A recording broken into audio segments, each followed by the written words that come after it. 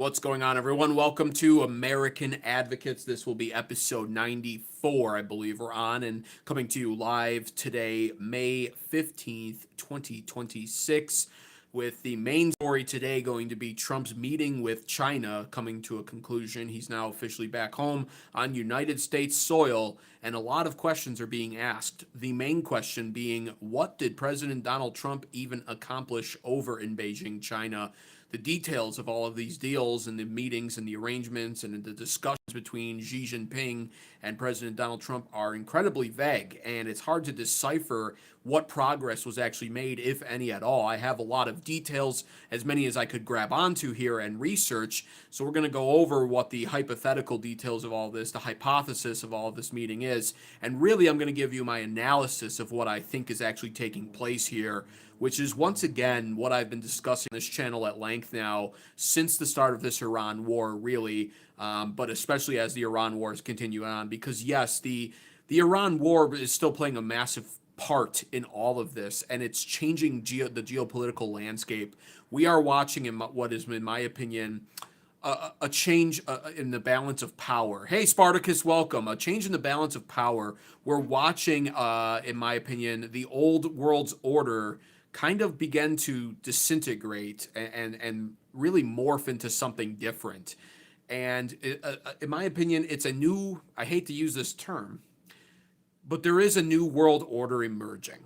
And I think that should be clear to anybody who actually has any understanding of geopolitics, any understanding of how the world's power balance works and what's at stake here right now, how this is all playing out, and really at the stem of all of it is the Iran war. So things are changing, and there's going to be some terminologies.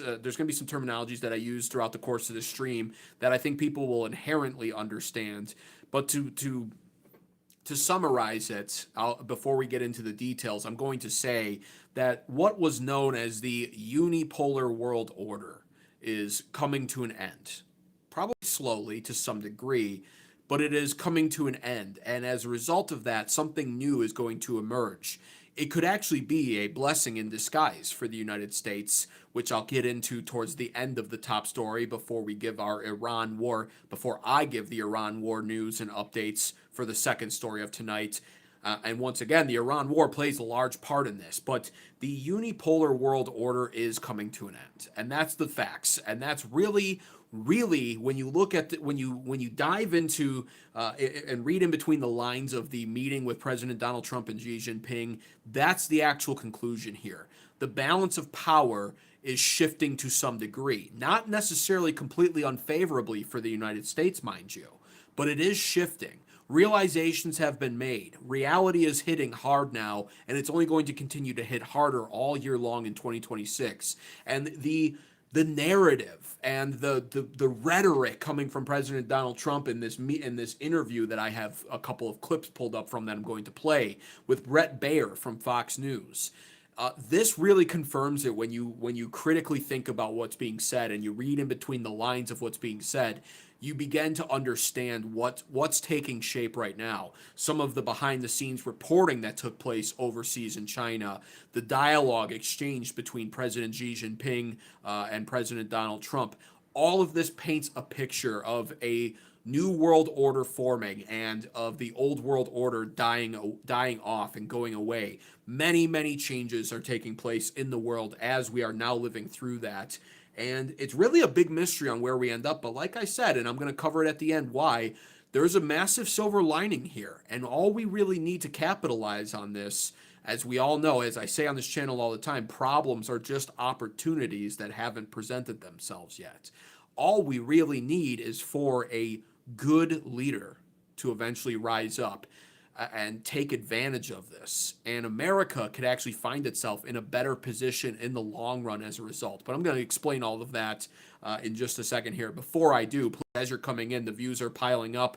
Please like the stream if you haven't already. It's literally free to do. I know a lot of you are really poor and really cheap, and you'll never, ever donate with the super chat tariffs down below with that $sign. But the like is free, and it helps the show perform so well in YouTube's algorithm. Double tap those phone screens, find that thumbs up button, and click on it for me. It's free, and there's no excuse for you fat, lazy snobs out there. I know your thumbs are fat and heavy, and I know you hate exercise, but double tapping it doesn't burn that many calories. I promise you. You'll easily replace the calories you expend in doing so with literally one Oreo that you're no doubt eating and stuffing your fat face with right now. So like the stream, damn it. And also subscribe to American Advocates for more, and share this with a friend who's even dumber than you are. They need this. They need this analysis, and they need this education. Welcome, MMM. I want to give a shout out to my moderators, Spartacus and 2009 Lifeguard. They are the law and order in the chat. You will fucking respect them, and they will respect you. Free speech absolutist here, so say whatever you want in the chat. Come at me, insult me for all I care. I probably won't even read your stupid chat because you're goyim scum. But if you say something smart, I'll read your chat out loud and even add to it as well. Also, of course, welcome to all the regulars. Appreciate all of you guys. So let's get into this. The news today. The interview between Brett Baer and Trump that took place in Beijing, China, really paints a big picture in how all of it went when it came to Trump's meeting with Xi Jinping. So I wanted to cover really, the first thing right off the bat that sets the tone, and really people are going to overlook what's being said here. They're going to misrepresent what it means, and they're going to conflate the meaning of this. But when Trump was asked about his meeting with China, he came up with a new term in this interview with Brett Baer. And he says, there's the G20, blah, blah, blah. And he says, G2, the G2 I call it the G2. Now, the liberals are going to have, and as on this channel, I am a conservative, but I'm not a MAGA cultist, nor am I a liberal. I have no version of TDS whatsoever. TDS exists on both sides now. There's the cultists and the liberals. You don't want either of those TDS cases. You want to be here, reasonable and critical. So G2, the MAGA cultists say, look at that. Trump is so good at making a deal that now China's our friend, and together nothing can stop China and the United States, and we're finally going to work harmoniously together. Complete copium. The liberals, of course, will say, I can't believe he would say we want to work with China, that scumbag country, blah, blah, blah, blah, blah. Here's the real deal with it. First, let's play the clip, because I want to play that, what Trump has to say here. So take a listen, and then I'll take it from there, okay? As you do fly back on Air Force One, you feel like this was a success. Fantastic success. The relationship, look, we're two very powerful countries. I call it the G2. There's nobody comes close. We are more powerful than China. We were heading in the wrong direction. We were going to be a failed nation. We were doubling our welfare, and nobody was investing here. We have $18 trillion coming in. I mean, I was congratulated by President Xi in front of both groups he said, I've never said anything like it. I like him, he likes me. That's a good thing. You have two very powerful nuclear nations, and having good relations at the top is very important. So G2, he says it's the G2. Now here's where we really have to, everything hinges off that. So here's really where you want to pause at the literal term G2 now. We've never heard that before. It actually makes some sense, but it also has a very different meaning than what most people are going to apply to it. So first and foremost, recognizing what he's saying by saying the G2, we have what's called the G7, and these are basically the 7 wealthiest, richest, most powerful countries in the world, and they meet all the time. They meet on an annual basis with each other. And then now he's saying, essentially, by saying the G2, it's really just China and the United States. He's not wrong off rip. That is actually facts. If you really look at what's transpired over the last couple of decades, and really over the last 4 years, we can see instances and scenarios now that have really kind of exposed a lot of countries. The United States is actually being exposed right now in the Strait of Hormuz, mind you, But even after that, the fact that the United States is a military superpower won't be radically changed. The perception of our military won't be changed so much that we're no longer considered a superpower. It's just we're being exposed to some degree because we tried to take a bite off of a fish that was much too large for anything to be done expediently or in a non-committed fashion. So, when it comes to Iran, not being able to commit to a full-scale war is really the poison here, because the war itself is poison for the GOP. Trump can't really go to war with boots on the ground, etc. And if he did, it would still wind up being a disaster for years to come with probably no good end result. If he was a perfect president, and if he was as smart as he likes to think he was, he would have never gotten involved with Iran. Yet here we are. The Strait of Hormuz is closed, no conditions have been met or achieved, and it's stalemated. So America's being exposed as well, but our military by far is still incredibly powerful. Our Navy is still the most powerful Navy in the world. We just decided to strike an empire, the Persian Empire, a country that we had no business striking, that has severe geographical and strategic advantages over us. So it makes us look the worst possible. And that's reality for the MAGA cheerleaders that think we could end this with Iran at any time. We really can't. I'm sorry to break it to you. And then, of course, with the liberals, I'm an equal opportunity offender. Yeah, we're still a fucking superpower, bitch. We are one of the world's empires, all right? That is facts. Our military is still amongst the most powerful in the world. So let's be real about that and be real and acknowledge that for what it is. Now, that being said, as a result, we look at other countries that have been exposed, Russia and Ukraine, for instance. We all thought when Biden was in office, when his idiotic, ditzy vice president made the mistake of even suggesting Ukraine joining NATO and pissing off Putin and Russia, we all thought for sure that this was the end. We all thought for sure Biden can't stop this. Putin's going in. He's going to take Ukraine. This is a disaster. So we thought. Now, granted, we gave Ukraine tons of money and munitions and weapons to sustain this war, and without that, they very likely would not have survived the way that they have. That being said, Russia is supposed to be a superpower, and before they decided to attack Ukraine, we really thought it was Russia, China, and America. I would argue now at this point, Russia has been revealed to be a true paper tiger. It has failed miserably. And actually, it's failed so miserably that Vladimir Zelensky basically threatened to hijack their own parade and then gave Putin permission to throw the parade anyway and said, I will not attack the parade. And in doing so, tricked Putin into securing the parade incredibly much more than he normally would, and opened up a bunch of other areas for attack. And Ukraine has been waging successful drone warfare and really embarrassed Russia. And so Russia is not a country that you'd want to go to war with, obviously, but when it comes to force output and when it comes to military power, Russia is definitely a paper tiger in that regard. And really, in my opinion, that really loans itself to the fact that the G2 is actually probably, like I said, a proper category to exist now, and Trump is not wrong for saying it, in my opinion. This is just reality. Now, my major problem is, of course, though, how do you define the G2 really? Because yes, okay, it's China and the United States. This is very true. But what does that mean? Like, really think about that. And that's why I'm going live to discuss this. Really stop and pause and think. G2, two countries, China and the United States.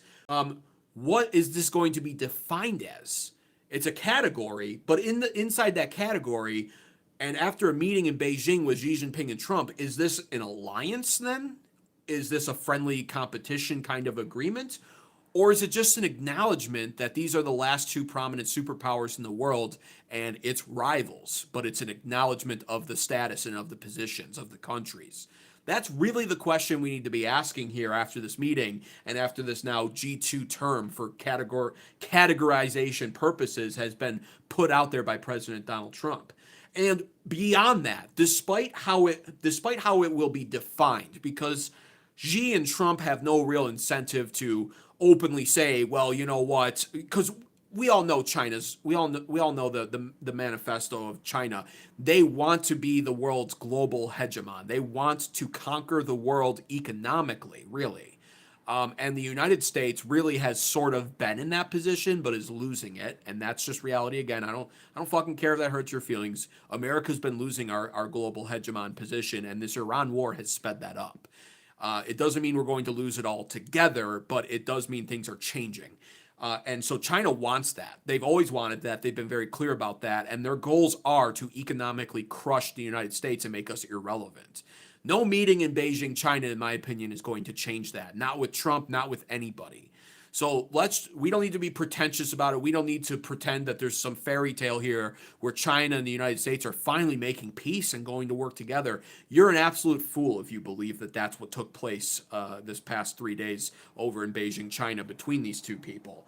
So what they'll say publicly is not reflective of what the reality of it is, because publicly Xi Jinping, if he knows an American audience is watching, will be smiles and will be a little bit more, retracted in what he has to say, whereas President Donald Trump, of course, has every incentive to make this appear like it's a major win and a super important meeting, which it technically was. I think this might have been one of the most important meetings that Trump will have in his presidency. But the question really is what got accomplished during it, and really what does this mean? What are the future implications of this after the meeting, after everything's been discussed? So that's first and foremost. And I know it's pronounced she, not Xi, but guess what? J420N music. I'm an American, baby. I'll say it the way I want, and you'll fucking like it. So I say Xi, not she. Xi.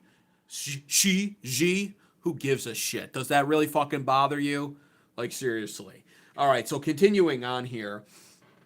But my main point in all of that was to say they'll say what they'll be more smiley and out and different about it publicly, but really beyond how it will be defined by the world, by the leaders, etc., and the politicians, what will be the reality of it?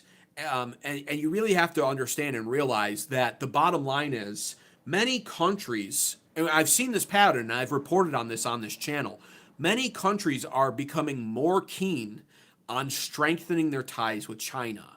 And there's no way around this. This is also, again, a reality. I've been covering this on this channel and warning about this.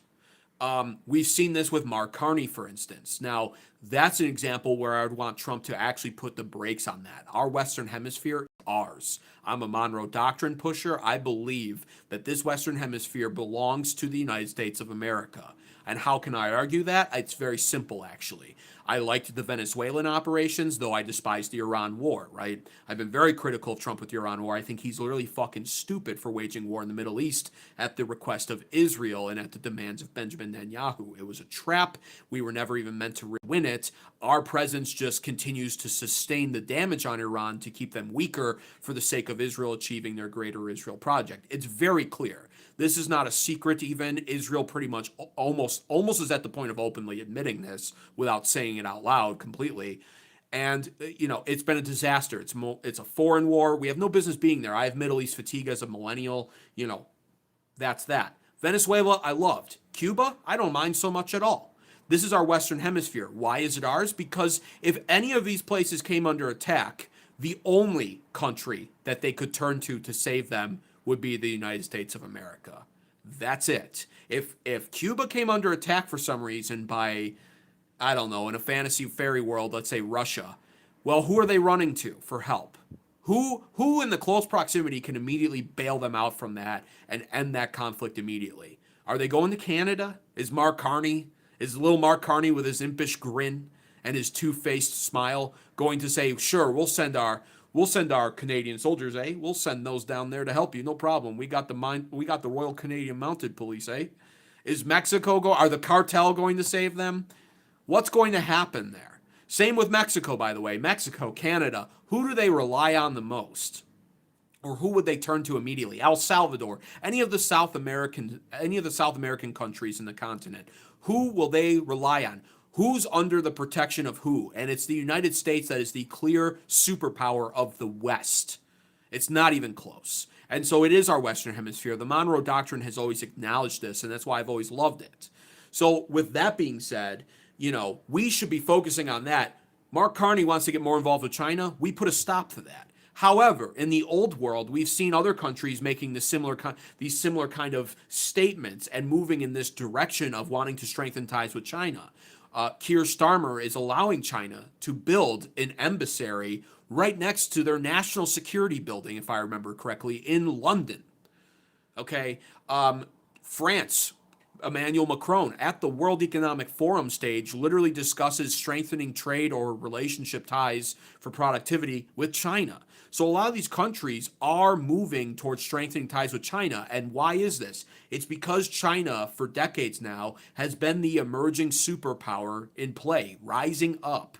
We, because of our ridiculous policies set by all of the fucking boomers and their desire for an infinitely cheaper economy that only they could profit off of during their lifetime, we sold all of our shit overseas from our beautiful, incredible, best American marketplace in the world, the best market in the world by far. We gave that to China. We literally said, hey, your cheap labor will make our cost even better. We didn't say that. Of course, I wasn't even alive yet. I wasn't even a thought. And by the time I was old enough to start spending, it was all going away. But during this time, and we're talking Carter, Reagan, George H.W. Bush, Clinton, etc., it didn't change under any of them, and all of them in their own ways made everything pretty much worse.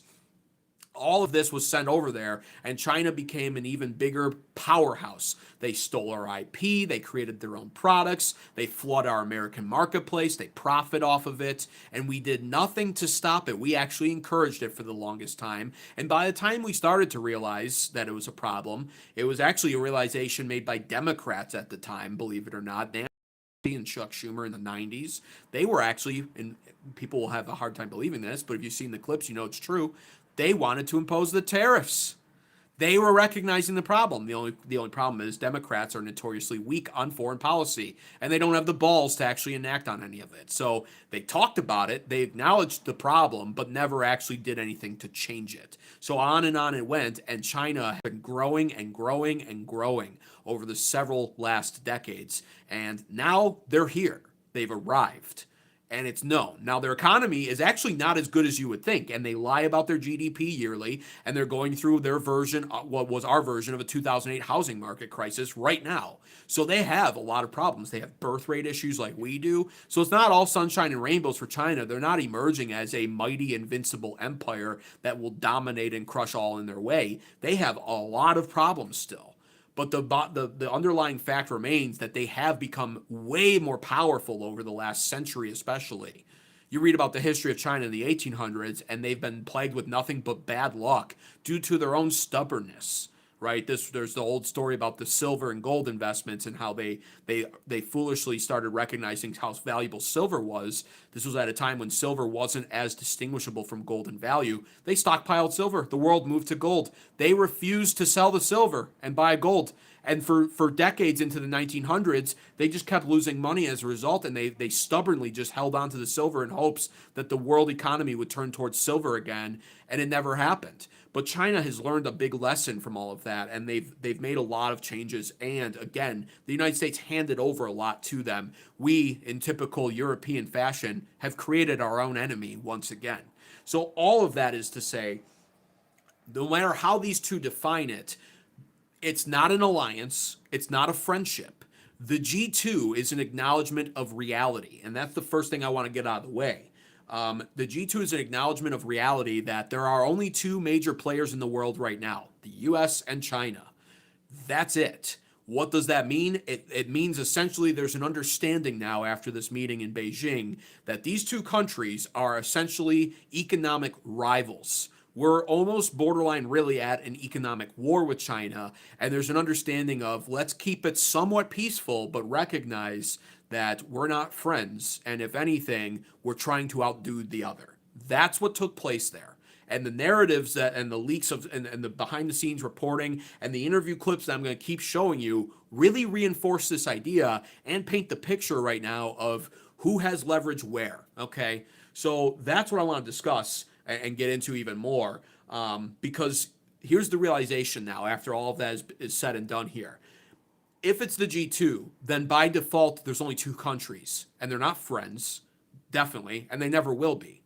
So by default, one country has to be more powerful if there's only two. It's not like there's three countries where it could balance out in some way, shape, or form. One country is going to be more powerful. It's not like you're ever going to live to see a time where China and the US are 50-50. That's not how power works in the world, in the real world. So now you have to ask yourself, which country is currently more powerful? And going forward in the future, which country will emerge as the more powerful country? And that's really the tone that we need to focus on going forward here in the United States. And it's a major topic that needs to be focused on when it comes to the future of our politics. There are a lot of issues plaguing the United States right now. But one of the issues for sure is the economic issue of the United States versus China. This will not be some sort of war between two nations, ideally, and it shouldn't be, and I'm almost guaranteeing it won't be some sort of war where bullets are fired. That would be absolutely foolish. But what it will be is an economic war, and only one is going to emerge victorious and as the more powerful player in what Trump is now, in my opinion, give him props, accurately referring to as the G2. Which one will that be? Okay, so I got some clips lined up here because the way Trump has been addressing things does paint the picture here of what's going on. And it really actually reinforces this idea that the G2 means more than even what I just discussed. It also is symbolic of a change in the new world order that we're undergoing now. The old world order is crumbling. The unipolar system that the world has in some ways thrived off, especially from a US standpoint, that is ending. And I know that doesn't sound great, but that's the truth. It's ending. And I'm going to explain why and demonstrate to you why it's ending. I'm going to play clips from Trump's own mouth that reinforce this idea, but I'm going to give you hope at the end of all of it because there's a massive silver lining in this reality. So problems are just opportunities that haven't presented themselves yet. Remember that as I go forward on this, because this is going to get a bit startling if you're an American, but we can come out better for this. I see it. I see the possibility, and I'm going to make sure you see it too. Be sure to like the stream if you haven't already. Like I said, more viewers have continued to come in. It's free to do. Just double tap your phone screen if you're watching on your phone or tablet, or find the thumbs up button and just click on the thumbs up button for me. It's free to do. You don't have to spend any super chat money down there, pay your tariffs, we call it here, to balance out the chat deficit that's no doubt full of stupidity that is causing my moderator lifeguard to probably faceplant sometimes, or Spartacus to have to deal with. So make up for the chat deficit of stupidity by either donating a super chat tariff, but that's not mandatory. What is mandatory is if you're going to watch this analysis, you need to like the stream. It's free. It's inexcusable to not like it. It's inexcusable. And if you don't like it, I will find you and I will sell you to China. So let's get into this. Actually, let me sip. Excuse me. I need to sip some water. So which country is going to emerge more powerful and which country is currently more powerful? Here's what we got going on here. And by the way, who's saying, can I be a mod? Happy Rob67. Sure. In fact, everyone can be a mod. All it takes is for you to join and watch 10 seconds and for your first chat to be, can I be a mod? You're all mods now. Congratulations. That's not how it works, bro. All right. So this is from the Brett Baier interview between President Donald Trump and Brett Baier on Fox News taking place in China, right? And these are some of the clips that I found the most fascinating here when it comes to what we're watching transpire, how the world is really, I guess, metamorphosis is the term that is the most accurate right now. The entire world is undergoing metamorphosis right now. Things are changing. It's like in a cocoon. We're in the fourth turning, it's called, in my opinion. So much is happening all at once. AI is playing a part, believe it or not, but I'm not going to get into that today too much, at least, maybe not at all. So much is changing so quickly. And some of what Trump said during this interview, I'm going to play this clip right now, is really indicative of that. So one of the first indicators for me is how Trump handled topics like Taiwan. Excuse me. So it's a bit startling, in my opinion, how Trump addressed the topic of Taiwan, because it really does indicate what I've been saying the past 25 minutes on this channel now, on this episode. It indicates the shift of the, from a unipolar system to what I would consider probably a bipolar system, the G2 bipolar. it indicates it really does enforce this narrative, but it is startling. So take a listen to this clip right here. He's asked about Taiwan by Brett Baer. Take a listen to how Trump answers it. Pay attention to the verbiage being used. Words are important, especially when you're listening to politicians, and reading in between the lines of those words is crucial. Tariff. I want to ask you about Iran and AI, but China made clear that Taiwan is very important to them. And after your first meeting here, President Xi's spokesman put out a statement to the media, through the media, saying this: the Taiwan question is the most important issue in China-U.S. relations. If it is handled properly, the bilateral relationship will enjoy overall stability. Otherwise, the two countries will have clashes and even conflicts, putting the entire relationship in great jeopardy. You were still inside the meeting when that came out. First and foremost, before I continue on playing that clip, I want to really just point out what that is. Because reports from behind the scenes reports also from the meeting that took place between Xi and Trump indicate that Xi Jinping said this directly to President Donald Trump, something to the effect of the same statement, by basically telling Trump the topic of Taiwan here is a very delicate topic. And he told Trump, according to reports, straight up that essentially the topic is delicate and that Trump should proceed with discussions on the topic and how he handles it in the real world with caution. Now understand something. For the president of China, Xi with an X, Xi Jinping, to say that to President Donald Trump, for him to say that is for essentially the president to kind of in a subtle way make a threat to the United States and to Trump. That's what that was. That's a warning, but it's also, the warning is backed by a threat that promises action, okay?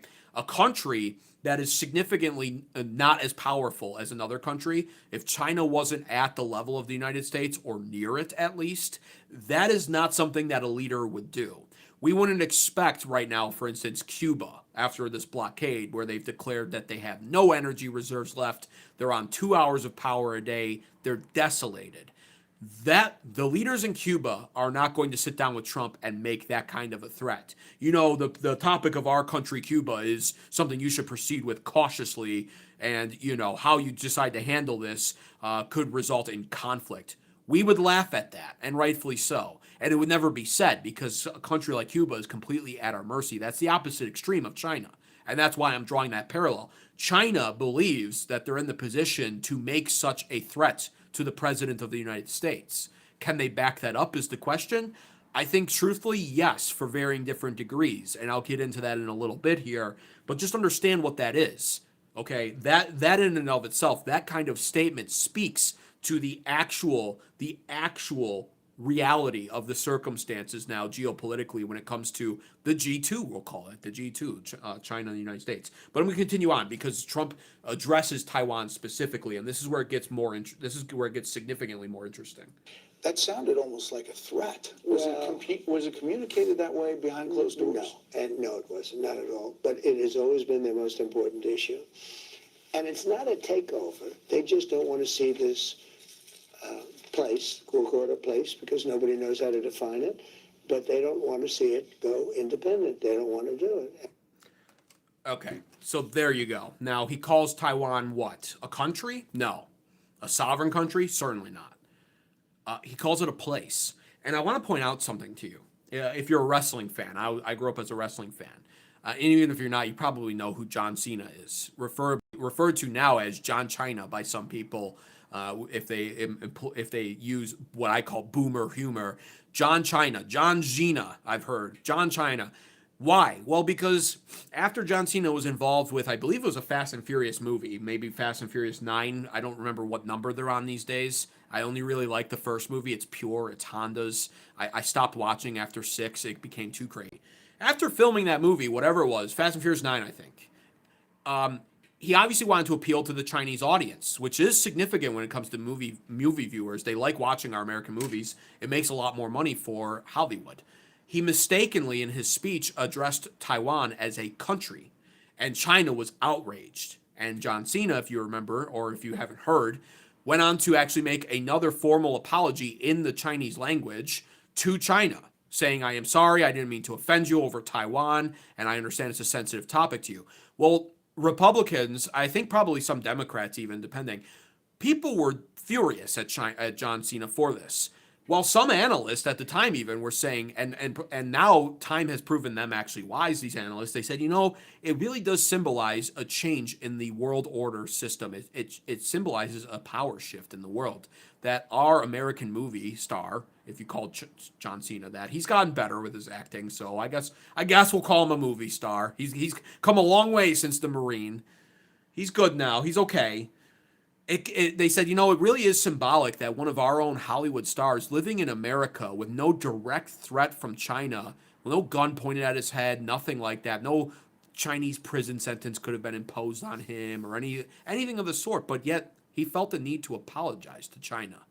The analyst said that represented a shift in the power of the world, and most Americans seem to be pissed at him for it, saying, we don't capitulate to China here. Is this Donald John Trump China now? Is this Donald China? What are we going to call him? Because the fact of the matter is he just did the same thing. He proceeded on the topic as delicately and as cautiously as President Xi Jinping told him to. Let's just call the spade a spade. That is literally Trump, and you can argue he's being diplomatic. Fair. That's fair to say, sure. But in what world? We're certainly not diplomatic with Iran. We're not diplomatic with countries we believe we're superior to. We're not diplomatic with countries we believe we can walk all over or who have no right to stand up to us, like Iran, even though in my opinion we're somewhat mistaken on that, about halfway so at least. But when it comes to China, he does it. He literally says that place, he says, because nobody knows how to define it. That's what he says.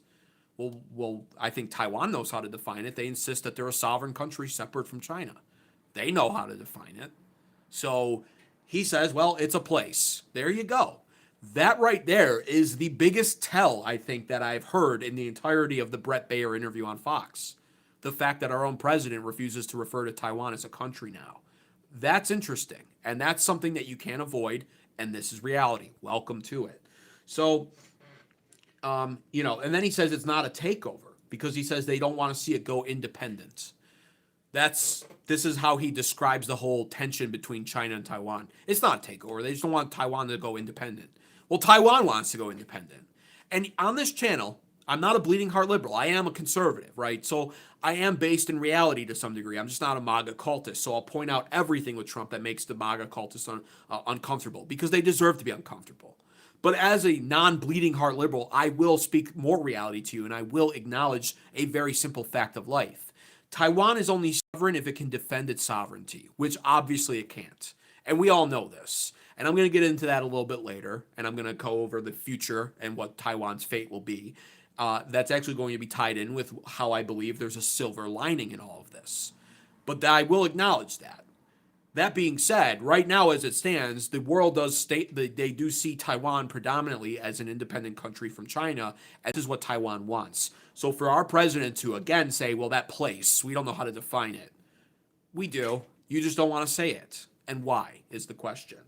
So, understanding, of course, again, Taiwan has its own military, its own elections. They have their own currency now even. They separated their currency out. So, they have passports for themselves and manufacturers. In fact, the Taiwanese chip manufacturing is huge. And why Taiwan is actually a key strategical location for the United States is actually addressed in the next clip that I'm going to play, the next couple of clips here, because we are dependent on Taiwan to a varying degree, a large degree, larger than we probably should be actually, when it comes to these chips, which are so crucial for modern day technology.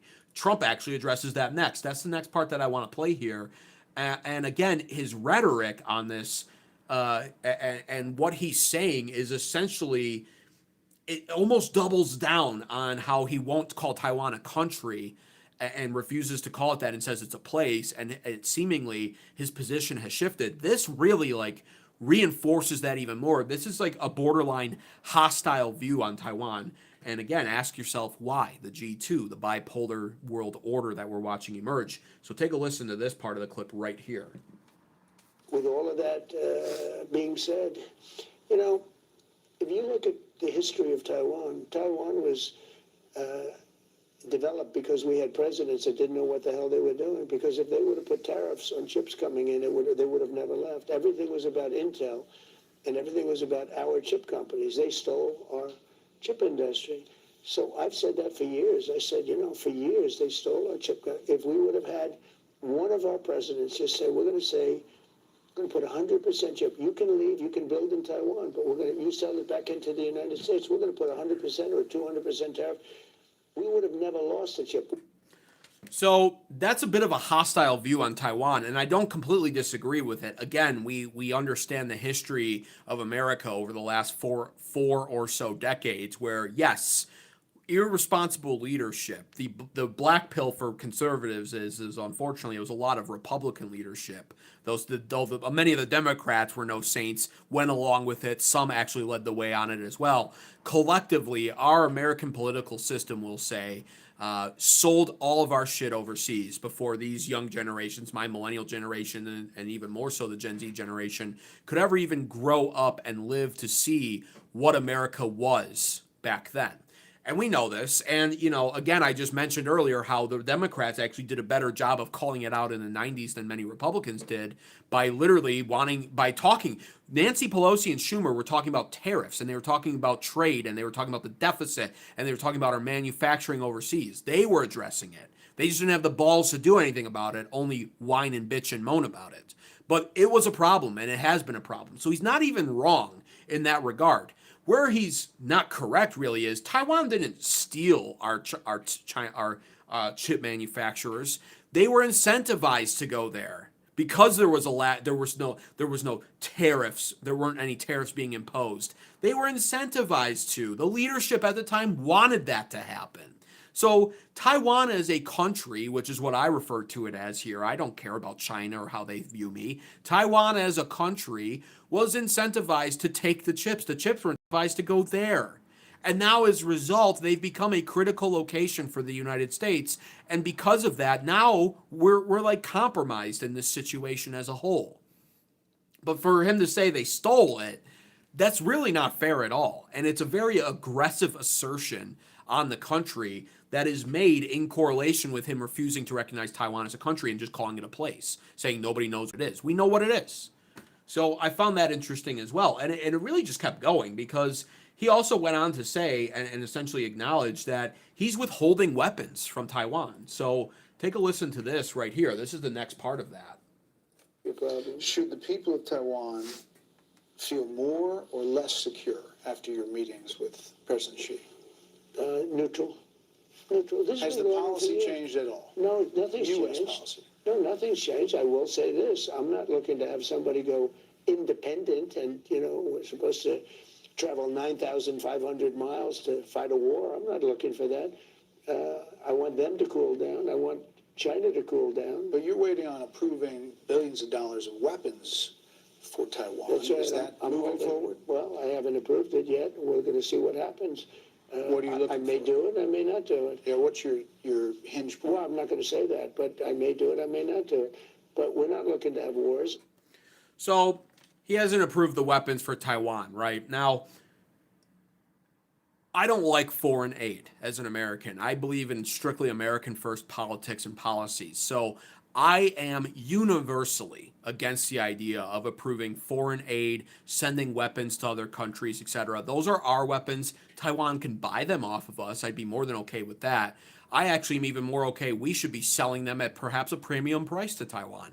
But again, the fact of the matter is with Taiwan, no matter how you want to, whatever fantasy world you want to live in, the reality of Taiwan is, or with any country for that matter, sovereignty must be defended. Taiwan does have their own military, and could they stand up to China in a prolonged war? No. So very likely they're not going to remain sovereign forever, is the reality. If they want to buy our weapons because they want to have a crack at it and beef up their defenses, that's fine. Sending the aid for free, I'm completely against. I don't really care. I'm not going to lose complete sleep over Taiwan. We need to fix the situation, and we need to solve the issue of them having our a large portion of our chips manufacturing in Taiwan. But at the same time, we're in a bit of a turmoil here as a result of that, and Taiwan is not going to be incentivized to go along with all of that either. So That's really what's taking place here. But again, it's like, so to summarize, he calls Taiwan a place, not a country. Then he says, well, they stole our chips manufacturing and they need to cool it. Then he says, well, Taiwan, the people of Taiwan, should they feel more comfortable after this meeting or less? And he says, well, neutral. So, same old, same old. Keep the tensions are still the same now, really. And then goes on to say, well, I haven't even given them the weapons. Why? And why didn't he do that? It's very obvious. He didn't send Taiwan all of those weapons because it was another leverage point and bargaining chip for him to use when he was discussing and negotiating with Xi Jinping. That's basically going to be discussed and on the table. Well, blah blah blah. This you sent weapons down to Iran. I could send them to Taiwan. It could be a problem, etc. So that's the real reason why, probably. But in addition to that, he's not sending the armaments to them, and he's refusing to call them a country, and he's saying they stole our chips. Furthermore, he says the last clip I have of him talking about Taiwan I found to be also interesting as well. And this really, really, in my opinion, is indicative perhaps of what Taiwan's future will be when you combine other world events taking place right now and realize it's connected. And when you throw all of that in together, like I will for you in a second here, you understand what Taiwan's future will be. But take a listen to this final clip on Taiwan coming from the mouth of Trump himself, talking with Brett Baer on Fox News in Beijing. But they have somebody there now that wants to go independent. Well, it's a risky thing when you go independent, going independent because they want to get into a war and they figure they have the United States behind them. I'd like to see it stay the way it is. And I'll tell you something, I'll make a little news. I'd like to see everybody making chips over in Taiwan come into America because, to be honest with you, I think it's the greatest thing you can do because it's a heated situation. There's no question about it. And as you know, we have massive amounts of chip companies now from Taiwan already coming in. We expect to have 40 to 50% of the world chip business by the end of my term. And I think it should be even more than that. I think all of those chip companies, if they're smart, they're going to start heading to Arizona and the places where they're building. That's going to solve your problem. So he says all of the chip manufacturers should leave Taiwan and come to Arizona and the southwest of the United States, where many of these chip manufacturers have been establishing a presence here. And thankfully so. I'll say that as an American. But so he says that, and he basically says, if they were smart, they would do that now. And he even goes on to essentially say, well, they want to go independent, and they assume that they assume, he says, that they have the United States in their corner. Notice the verbiage. You really have to pay attention to words when it comes to politicians and read in between the lines. They assume they have the United States in their corner, he says. He says that after he got done not recognizing them as a country, got done accusing them of stealing our chips manufacturing, got done telling them to cool it, got done essentially saying, well, I'm not selling them the weapons or giving them the weapons even. And then says, well, the chips manufacturing, they should leave Taiwan and come to Arizona. Do you see the picture being painted there? What happens, obviously, to Taiwan if the chips manufacturing, the Taiwanese chip manufacturers that we rely on, the United States relies on for production, comes to Arizona entirely? 100% leaves Taiwan. That's the last barrier Taiwan has that pretty much prevents China from invading and just absorbing them, right?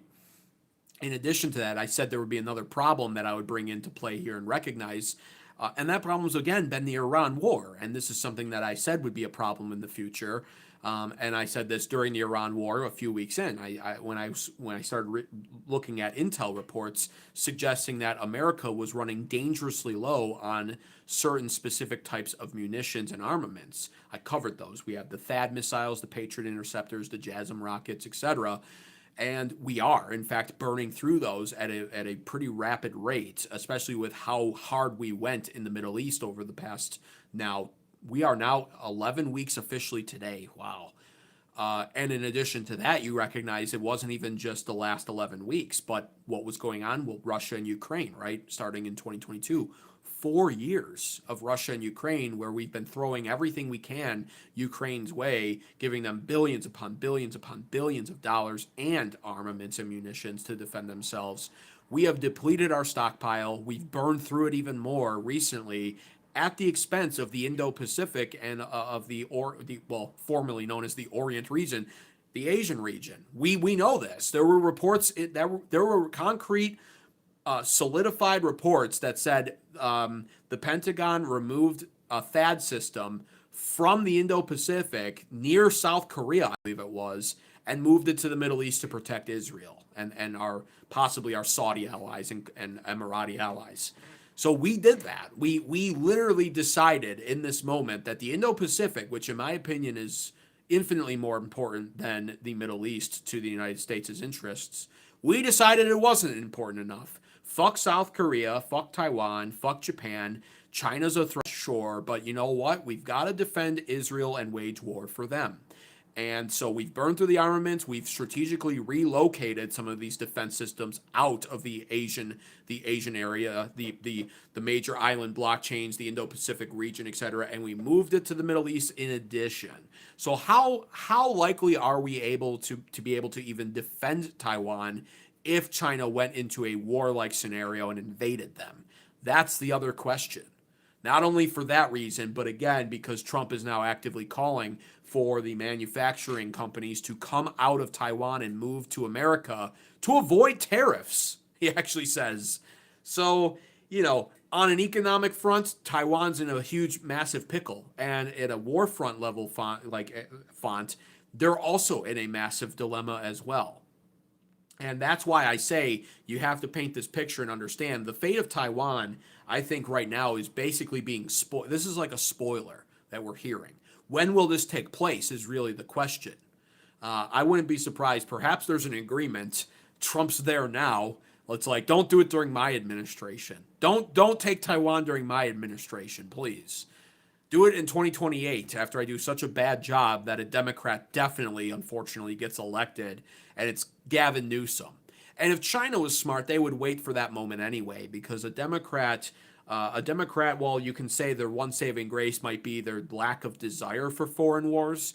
A Democrat will also be softer on foreign policy. The Russia-Ukraine thing happened because of Kamala Harris's fat bitch mouth and because Biden didn't want to do anything about it, right? So the Democrats are softer on foreign policy and they tolerate a lot more of that. So if China was smart, they'll wait anyway. But I wouldn't be surprised if that was discussed even, unfortunately. I can only speculate on that element of it, but this is a spoiler. We are listening to a spoiler, and it's something that I think some people saw coming. I certainly saw it coming because I'm infinitely smarter than almost everybody on YouTube, certainly smarter than most people in the chat. And I said from a couple weeks into this Iran war, I said, this is going to be bad on a level that most people can't even comprehend when it comes to what the implications of this are. People can't even begin to fathom what this Iran war is going to do geopolitically and to the entire world, the balance of power, etc. So that's really where we're at with Taiwan there. And again, it's really just getting started, and so much is shifting right now that it's actually in a way hard to keep up with. But again, be sure to like the stream if you haven't already. Just double tap your phone screen if you're appreciating this analysis. Subscribe also to American Advocates right now. You need to subscribe with notifications turned on so you're notified every time I go live, which is essentially every night for the most part. I took yesterday off, but I had a lot to do business-wise in my personal life. That's why. But I pretty much go live almost every single night, truthfully. And you need to be here. Let's face it. There's a lot of people that are really fucking stupid, like R7 Plays, who says podcasters know better than any geopolitical doctors combined.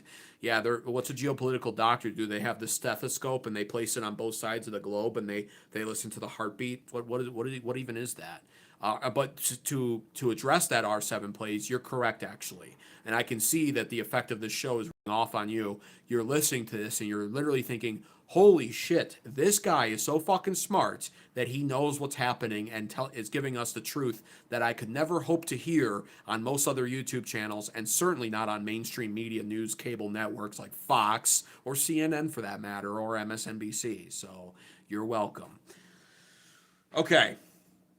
So we got that topic out of the way, and I wanted to really move on to another topic here and really tie it in, coinciding with this Taiwan issue and Trump's narrative about Taiwan and China and the meeting here.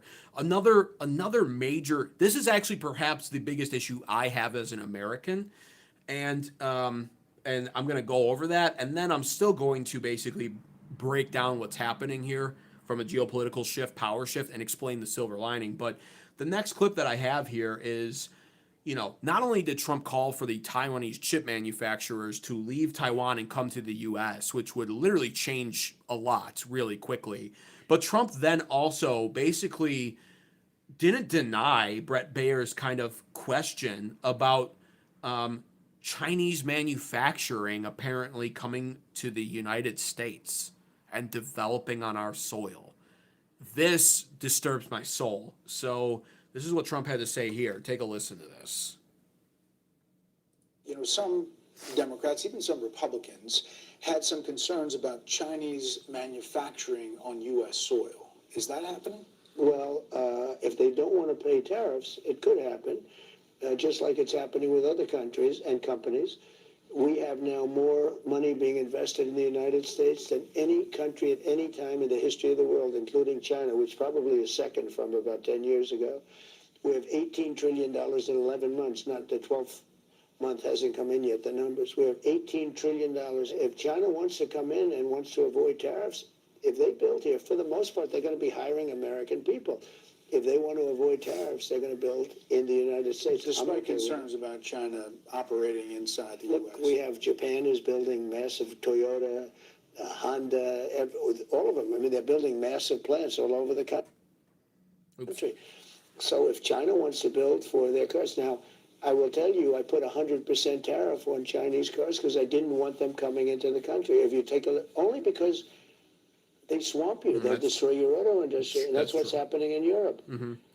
All right, that last part's true, actually. It's happening not only in Europe, but it's about to start happening in Canada, as idiot Mark Carney has approved more Chinese automobiles to start flooding into Canada. A lot of Canadian citizens are rightfully pissed at that. So he's not wrong on the last part there. And again, that's where tariffs are useful. It's just, unfortunately, Trump has chosen poor implementation strategies of those tariffs. I'm a big tariff fan on this channel. They've been used incredibly powerfully so in America's past. It's just, again, Trump went the IEEPA route and failed miserably, and the Supreme Court shot that down. And so it gives tariffs a bad rap. But really, Trump wanting to use the tariffs is a great idea, and that's a great example. We don't want Chinese cars here in America. We don't want that for the sake of our own automobile industries, let alone do we want Chinese manufacturing. So the part that I'm pissed about is this is not America first at all.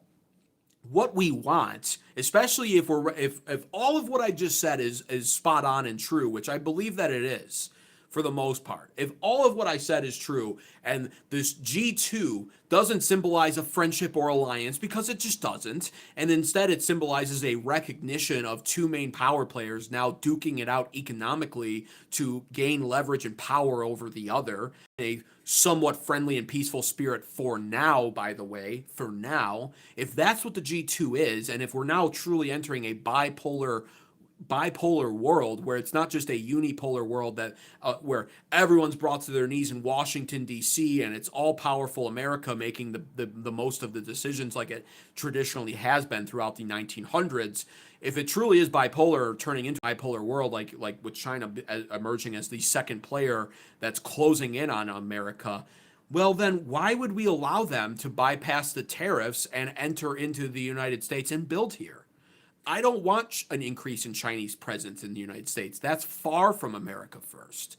And furthermore, if we're going to impose the tariffs on them, those should be tariffs that are essentially they can't dodge. Those should be tariffs that are, yeah, you're a Chinese manufacturer, good for you. Sell in our marketplace by all means. That's fucking fine. But guess what? Tariffs. 100% on the cars. Not changing. We don't want Chinese cars here. Fuck them. I want American cars. And we don't want their products, or if they're going to be here, then they can come here. But they need to be tariffed to protect our own industry, which, by the way, rather than allowing China to increase their industry and manufacturing here on our soil, it should be Trump increasing our industry and manufacturing. And you can argue in the chat that he's made steps towards that direction and done that in some ways. But we should be ramping that up. America must learn to self-sustain. America must rebuild its supply chains and its infrastructure and manufacturing. America should be returning to that on our own. We shouldn't be allowing foreign countries, we shouldn't be allowing the dominant major power player that we're now a rival against, that's a foreign country, that's China, the G2. We shouldn't be allowing China to do that. We don't want them having a presence here. It's startling enough that they've been buying up farmland. That should all be seized and forced back into the hands of Americans and taken from them. The less Chinese presence here in the Western Hemisphere, the better. Allowing this to take place in some ways undermines the operation that we did in Venezuela and what we're really doing in Cuba, by the way. That's about predominantly foreign influence in the Western Hemisphere.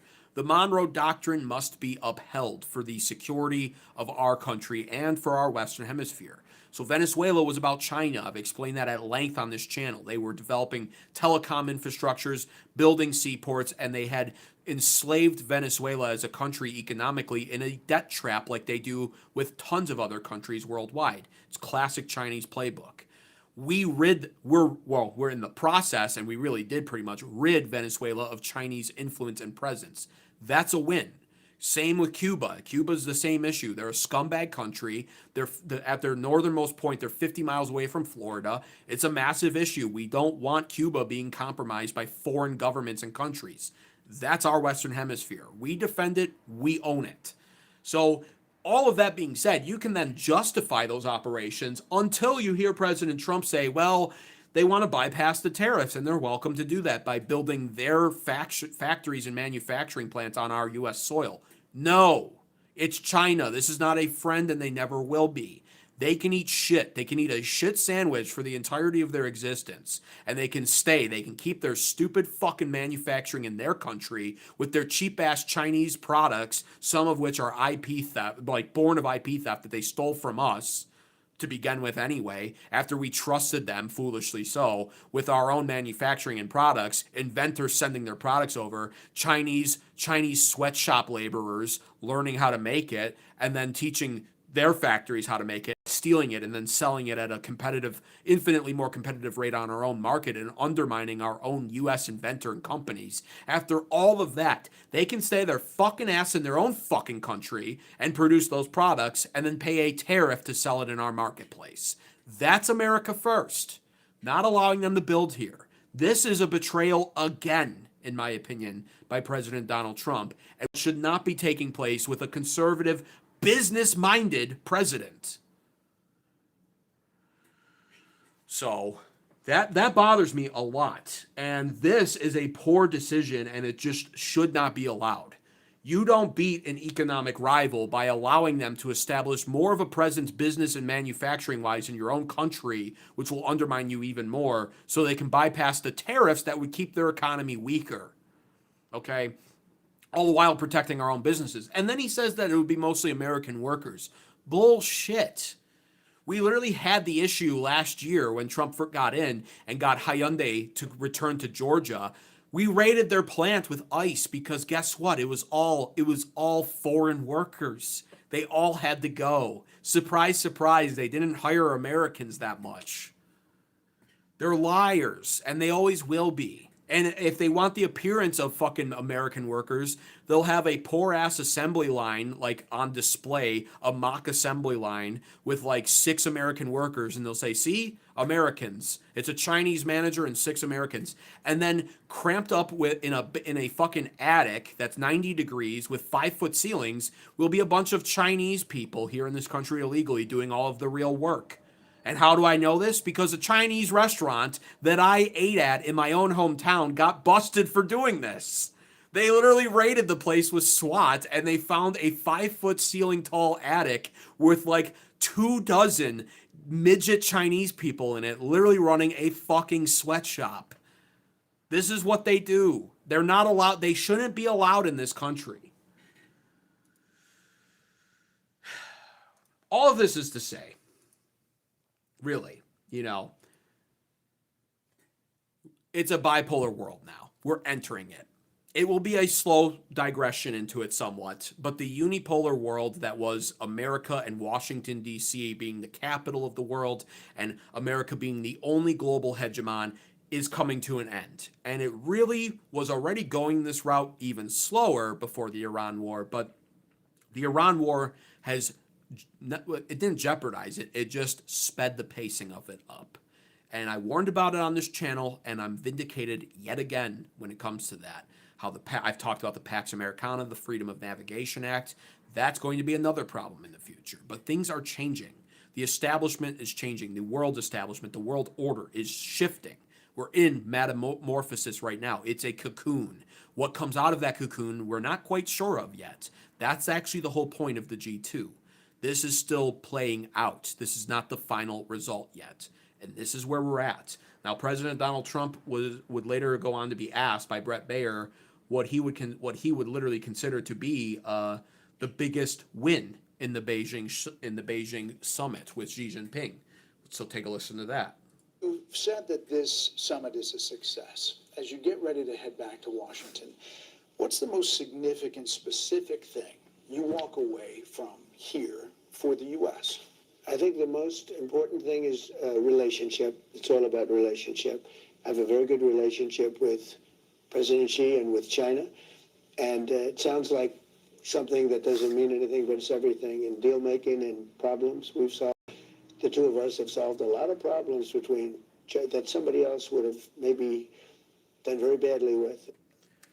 It's normal Trump rambling and weaving, and his answer to the question, if he had made a great deal, it would have been that. Instead, he says the biggest win out of the Beijing summit is relationship. He has an incredible relationship with Xi Jinping. Again, I mean, do I have to say it? Like, read in between the lines. You don't even have to rip the blinds apart to really see what's happening there, okay? Pay attention to the words that our politicians say. Their truth lies just subtly underneath the context. The context is right there. It's sometimes deliberately and cleverly disguised in the word relationship. That's so beautiful. If only I was a bleeding heart liberal and this was a Democrat president, I'd be eating up that slop. Unfortunately, I am a social and fiscal far-right conservative and not a MAGA cultist. So I'm not eating up the Trump slop, and nor am I bleeding hard enough to fawn over the word relationship. It's bullshit. It's a bullshit answer. That's the best result that we got from the China summit. Relationship. It's all vague, okay? This is vague. Understand something. Trump flew out dozens of top-level CEOs from American companies to China with him. Elon Musk was there. And what is he talking about here? He says relationship. We've solved a lot of problems. What problems? What problems have we solved? And why, if a good deal was made, why wouldn't that just be discussed? Trump is very quick to celebrate good deals being made when they're made. He announces them all the time. He had nothing to say other than we have a better relationship. That tells me all I really need to know when it comes to China here. You know, in fact, the reporting on this is right here, actually. This is what we officially know took place in China and what was essentially established. Hang on, I have it written. Sorry, I have it written right here.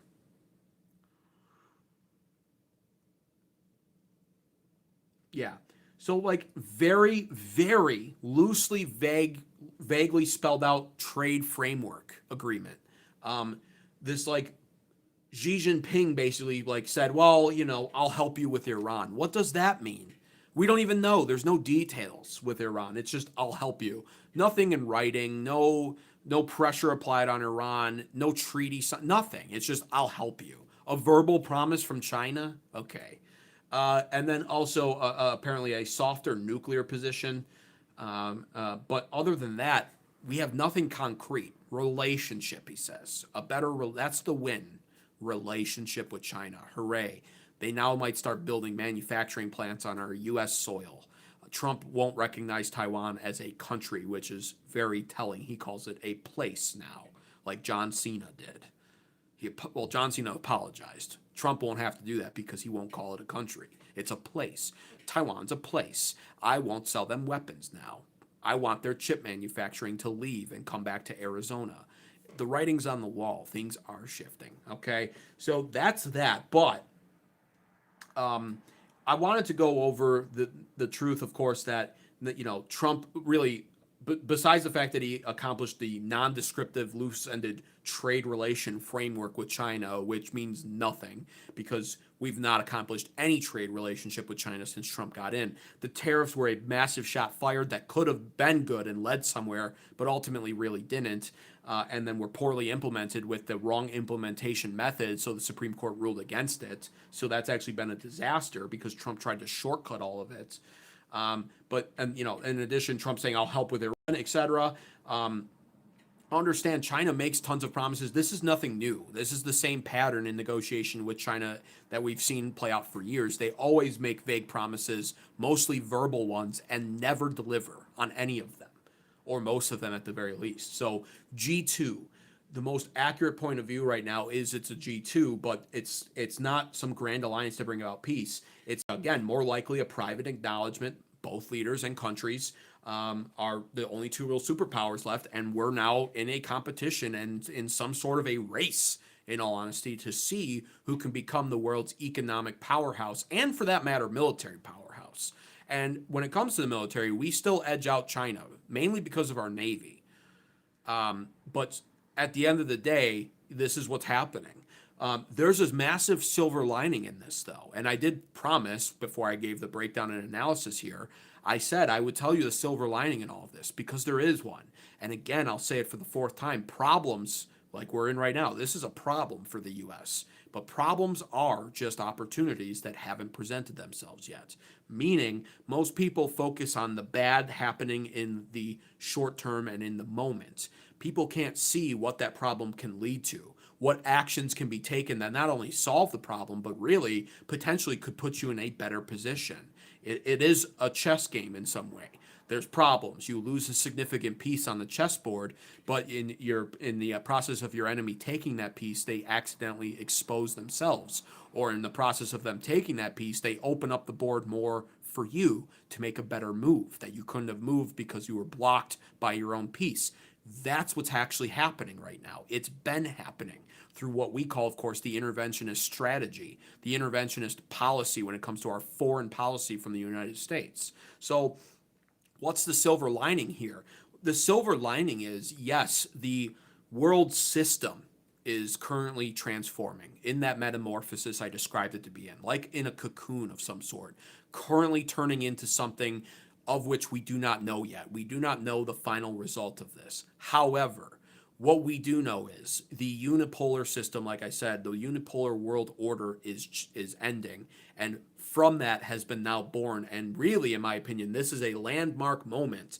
Trump referring to it as the G2, acknowledging it without saying the term bipolar world order. That's what it is. I've said that again. So China and the U.S. And in the process of this happening opens up the possibility for several amazing opportunities for the United States. However, the requirement to actually capitalize on this opportunity will be a strong, in my opinion, a strong and at least somewhat young American leader, president, who has to rise up and has to rise up with strictly an American first ideology. It must be a core conviction and belief that Americans must be put first, and that the interests of Israel, and that the protection of Ukraine, and that the defense of even Taiwan, which will have to be a sacrifice in this chess game now, that all of that is secondary at best, and truthfully should be placed last. In this bipolar world order that's emerging, what America should do, and with the right leader in place would do, and hopefully will do, will actually take a step back from what has been decades of ruinous foreign policy that our founding fathers would have never even agreed with to begin with. I constantly quote John Quincy Adams, America should not go overseas in search of slaying monsters abroad. I get the quote wrong all the time, but that's the essence of the quote. The warning, in correlation with what doctrine James Monroe drafted called the Monroe Doctrine. Focus on north to south, our Western Hemisphere. which is why I've been saying all episode long, Cuba and Venezuela are better examples of American foreign policy than this stupid Iran war is. And so the silver lining, the window that's opening will require a wise, younger, stronger, more American first minded ideological president to come in and recognize the opening here, the problem that can become the opportunity for America by taking the step back, abandoning the warmongering neoconservatism that has ruined this country for decades now. The idea of just endlessly supporting Israel and their greater Israel project, the idea of intervening when any war breaks out between two insignificant countries. Again, I'm a social and fiscal conservative, but I'm not going to tell you that I'm proud of Trump for ending the war between Thailand and Cambodia. I literally don't give a shit about those people or those countries. It doesn't benefit me at all. Did my cost of living go down when that war ended? No. Do you know what actually has happened? My cost of living has skyrocketed since starting the war in Iran because Israel wanted it. So what we need is that leader to take a step back and say, no more interventionism. Pull out from the old world. Abandon it. Only look at those countries as trade opportunities. And manufacturing, we need them for trade, and we want them to continue to sell in our marketplace. But pull out. Not fully isolate, but semi-isolate. Withdraw forces from all of these nations. NATO doesn't need to exist anymore. We don't need to continue to defend Europe. We don't need to defend Israel. Just like with Taiwan, their sovereignty can only be maintained by their own defense. That's the cold reality of the world. It's no different for Israel, nor is it any different for Ukraine. So we let it play out the way that it's going to play out. Should we establish some form of presence in the old world militarily?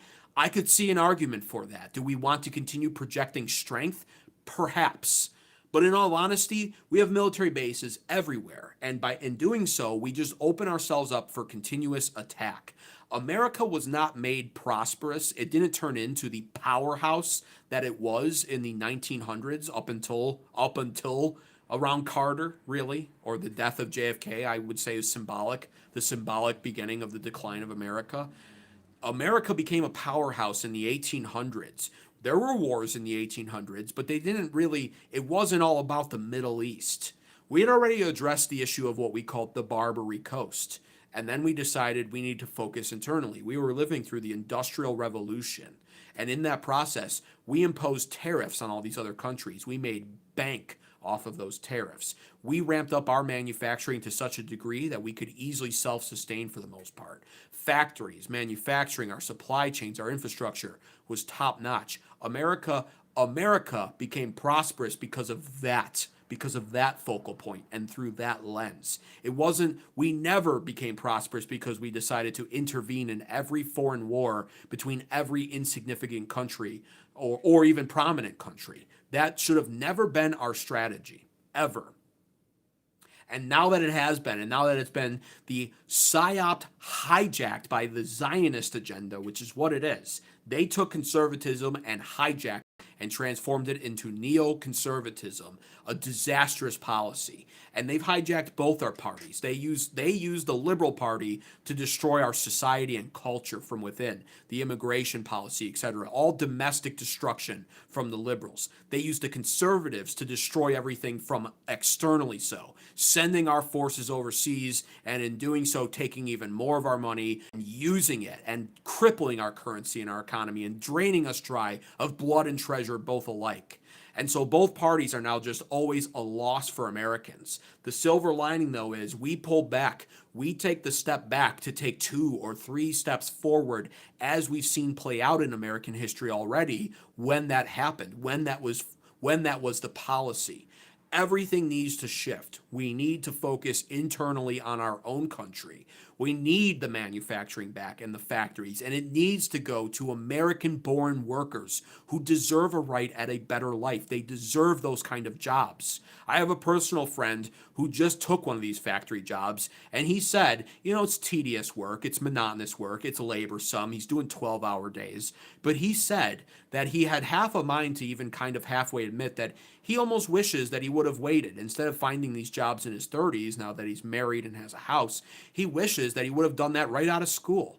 Men have been lost for decades because they don't have meaningful work and because they don't know where to go, and they're being replaced in their own country.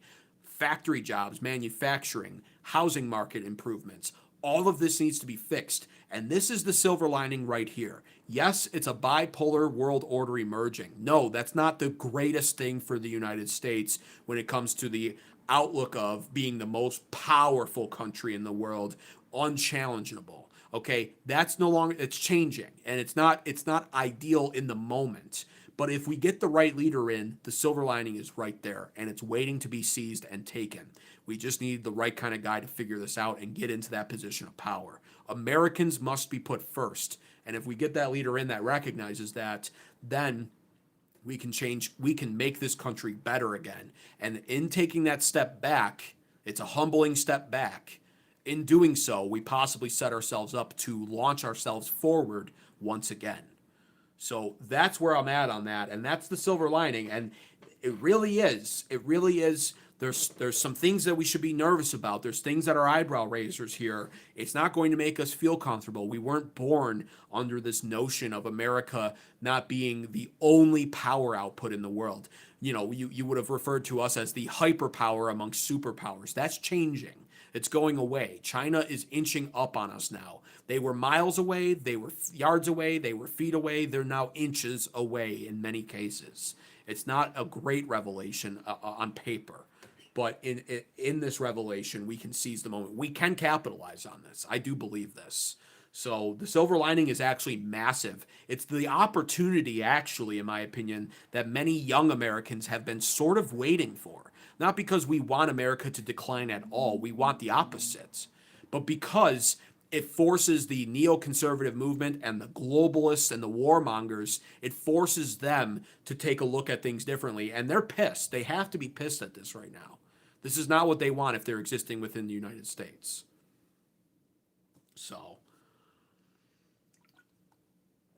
I just wanted to say that because I see a great opportunity here, really. I truly do. And it's just going to take somebody with the right mind for it who gets in as president and seizes that moment. And I pray that that happens for us. We really need that. I don't know if it comes in 2028, but I actually think 2032 will probably be the year where we see something radical happen, and it could be for the best. It really could be.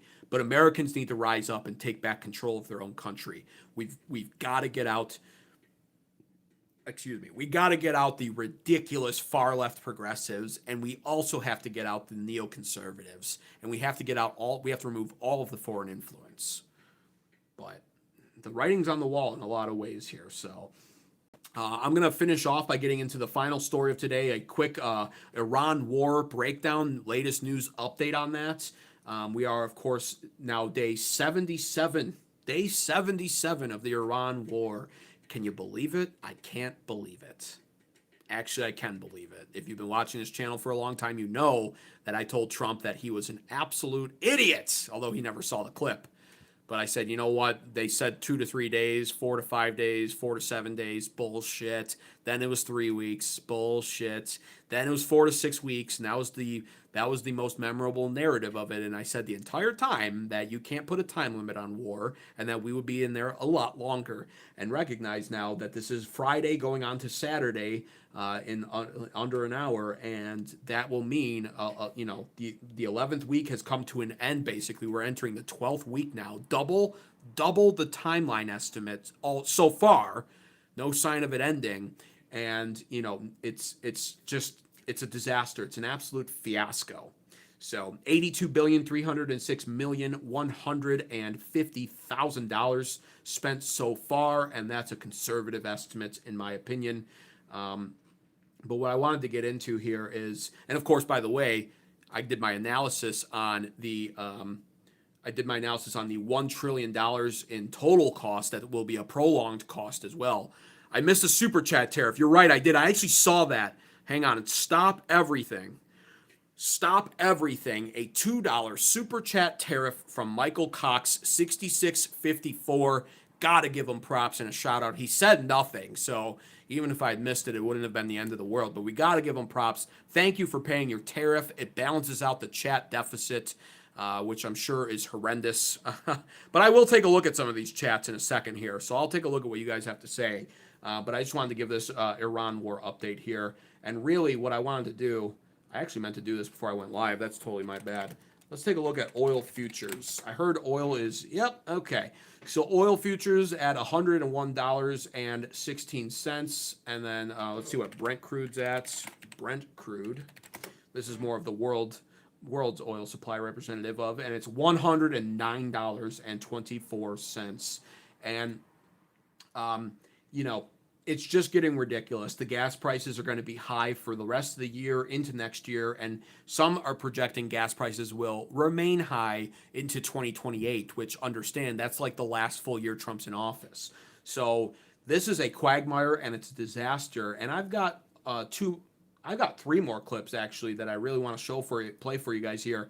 Trump has addressed the gas price issue. So literally, he says some of the most predictable things that you could imagine, but this is what he had to say when Brett Baier, in the same interview when they were discussing Taiwan and China in Beijing, went on to ask him about Iran and the gas prices being very high now. Take a listen to this. Prices in America are still high, painfully high. They're going to drop like a rock as soon Once as it's over. Yeah. Painfully high, though, now, and could be creeping higher lower than before it's Biden. done. Excuse me, lower than Biden, and much lower than people thought they'd be. This inflation number is going up. You're right. It's much lower than President Biden's was, but it's going up under you. Yeah, so drop like a rock as soon as this conflict is over. Not true. Yes, it will go down. The oil futures will improve. But the problem is, and I've addressed this all the time, that oil has been sitting there in the Strait now for 11 weeks doing nothing.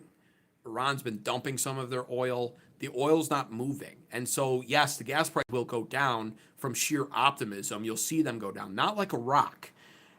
The narrative that they want you to believe here is, well, it's bad, we understand, but trust us on this. Because obviously now, even to my delight, you can tell some of the, as a conservative myself, who just happens to be an incredibly super smart and attractive one, unlike most of them, I recognize how disastrous this is for the GOP. But when you tune into the MAGA cheerleader channels, they're like, well, Trump's playing 5D chess is about China. We're going to seize Iran's oil. It's the most delusional copium you could ever hope to hear. And they've been refusing to acknowledge it, that it's an issue. You can tell now they're freaking out. They understand. And it's to my delight because you know what? Fuck them. Some of the MAGA cheerleader channels are just really retarded and stupid, but there are actually a few ones that I know for a fact they're smarter than that, and they're being deliberately disingenuous with their audience. And now you can tell it's dawning on them. This is going to be bad. Because no, despite what they want you to believe, the moment the war ends, however it ends, everything doesn't just get better. Inflation gets baked into an economy. It raises the cost of living for months and sometimes years to come. Same with gas. Gas doesn't just drop back down. You know, at one point our gas was, if you can remember, if you can even imagine it, it was down to like $3.09 a gallon. It's up to $4.59 right now, I think, or $4.53. So that doesn't just go back to normal the next day. It takes a lot of time. A lot. But stop everything. Massive $5 super chat tariff from Sandra Logue. And she says, Trump may change his mind about China when he finds out China just supplied Iran with a barge full of weapons. Yeah, well, that's the whole thing is, according to the reports here with China in the meeting, Xi actually promised to stop doing that. That's a lie. Like, we all know that's a lie too. So, and will he change his mind about China? I'll tell you this, Sandra. He never had his mind made up about them like he's saying that he did. What he's saying about China is not true. He's a politician and a leader, so he has to say stuff in a way that's reassuring to Americans. So in a way, I hate to say this because I don't really like it all the time, and for the most part, I actually despise it. But in certain circumstances, you can at least objectively understand it. In a way, it's really his job to gaslight us. And so when it comes to China, he was never going to say anything else. He was never going to say, oh, it went horribly, there were no deals made, China fucking sucks, but they're also inching up on us when it comes to economic power output. We couldn't make really any good deals. What a disaster. No president would actually say that, Democrat or Republican alike. They're all going to lie to you about stuff like that. So, yeah, change his mind about China. He's saying what he's saying because it's diplomatic to say it, but he definitely doesn't believe it. And nor should he, actually. Nor should he. So, yes, they supplied Iran with a barrage of weapons. They've been doing that, too, by the way. They have been doing that. But thank you for your $5 super chat, Tariff Sandra. I really do appreciate that. She then confirms, she says, true. Thank you. I appreciate you. So, all right, back on point now here. I just wanted to get it. So Trump addresses it by saying it'll drop like a rock. It's just not true. That is literally more gaslighting, actually. Thank you for the super chat again, Sandra. That's another example of gaslighting. They'll drop like a rock as soon as this conflict ends, which is it's definitely not a war, by the way. It's a journey. We're literally on a beautiful journey, like reading Rainbow almost, really. And, the blockade, it's a friendly blockade, mostly peaceful, friendly blockade, really, really friendly. And, it's all going to change. Literally like that. We could take out Iran like that. They should surrender now. And when they do, the next day, you'll see that life go back to normal. We're really already in a golden age, but it's only going to get even more golden. In fact, I think it's going to be the platinum age, really. That's what we're in. We're heading for the platinum age. As soon as this ends, it goes from the golden age to the platinum age. It's not true. It's literally not true. Okay? So that's first and foremost. Now, in addition to this, Brett Baer presses him and says, well, Trump, your own voters, he literally actually quotes voters, farmers, that Fox News, not CNN disingenuously taking quotes from their own liberal scum newsroom sources, right? This is Fox News pressing the president. Understand that.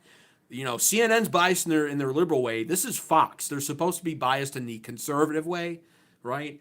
And he literally presses Trump and says, your voters are complaining about high fuel and energy costs. And Trump gets mad at it. And then his response is just, you'll see. I'll play the clip. Trump voters. Alex says, I voted for you 3 times. He can't handle the costs. And he's not for this. Even funnier, Brett Baer didn't. I'm going to read the quote from this Alex guy. This is one of Trump's voters on Fox, because I just realized this. Brett Baer didn't actually read the quote. He summarizes it quickly because he knows the words would be triggering to President Trump. And this is something internally that is a well-known thing. Susie Wiles knows it, which is why there's reportedly always these pre-meetings. And I know this because I've actually directly talked with Mark Mitchell, head of one of the head pollsters for Rasmussen Reports. He's a real cool guy. And I DM him and I've talked with him and he has confirmed the same thing. Susie Wiles will literally kind of like give you the rundown on what you should or shouldn't say when Trump wants to talk with you. Brett Baer very likely is clued in too, because he doesn't read what Alex Max says. He says he can't handle the wars. This is what he actually says. The actual quote from Alex Max is displayed on the screen. I am a Republican and I voted for Trump 3 times. I voted for peace, not new wars. I supported him because he promised to put America first, rebuild this country, lower costs, and keep us out of foreign conflicts. In my view, he broke those promises. That's the actual quote. Now, again, listen to how Brett Baer tells Trump this is how Brett Baer relays that to Trump. This is crazy. Times. 3 says, Alex says, I voted for you 3 times. He can't handle the costs. And he's not for this foreign conflict. I hate it. Yeah. That's a deliberate that's like he left a lot out there. Okay, so I find that interesting as well. He's not for the foreign conflict, but Roy in Pennsylvania, he's a retired farmer. He can't handle the fuel going up, and he says it's going to come down very fast. And well, so, no, look, I'm disappointed. I'm just telling you when what they you say say to him, Roy, Alex, we got a problem. We just hit the highest stock market price ever. By the way, then, when I went in. Now, again, it's higher. With the war, it's higher than it was when I went. I can't anymore. I mean, that's as bad as Pam Bondi. Like, that's... They're talking about fuel costs. They're farmers. They're farmers and regular Americans. They're not in the stock market. I've harped on this so much. in the smallest sense, a president that does focus on the stock market, somebody business minded like Trump, is good for the America company. Treating America as a company has some benefits. I recognize that. If the tariffs would have stuck, I supported them. The stock market going up is not a bad thing necessarily. It can be a great thing. It's also not Main Street. There is a split and parallel difference between Wall Street and Main Street. The stock market is not the economy for most Americans, especially if they're younger or even younger than I am, Gen Z. We're not in that. And our 401ks mean nothing if we even have them to begin with. And a farmer saying, I can't afford as much gas for my tractor or for this trucks that I use to ship my produce over state lines into grocery stores. If they can't afford the gas, the prices are going up. He can't afford the gas. He can't ship as much. And he says, this stock market is higher than ever. What is that supposed to mean? How does that help Farmer Joe? It doesn't at all. Is he supposed to sell off the stocks that he doesn't own to pay for the increased cost of gas? Is that the implication? Because that's also a bad trade-off too. In what world does that does that make sense? And this confirms to me the report that I had heard when that ditzy blonde Barbie bimbo bitch, Pam Bondi, the do-nothing bitch I call her, let me put on my makeup and puff up my chest full of Kleenex before I go on my 8th Fox News appearance of the week. I'm never gonna get any deep state arrests for you, but at least I'll look somewhat good for being such an old dame. She went before the hearing and she said, well, the Dow Jones hit 50,000. What are you talking about Epstein for? The reports were at the time that she had been coached by Trump, basically. That makes a lot of sense now when he's talking about farmers who can't afford gas and how they should focus on the stock market. The farmers.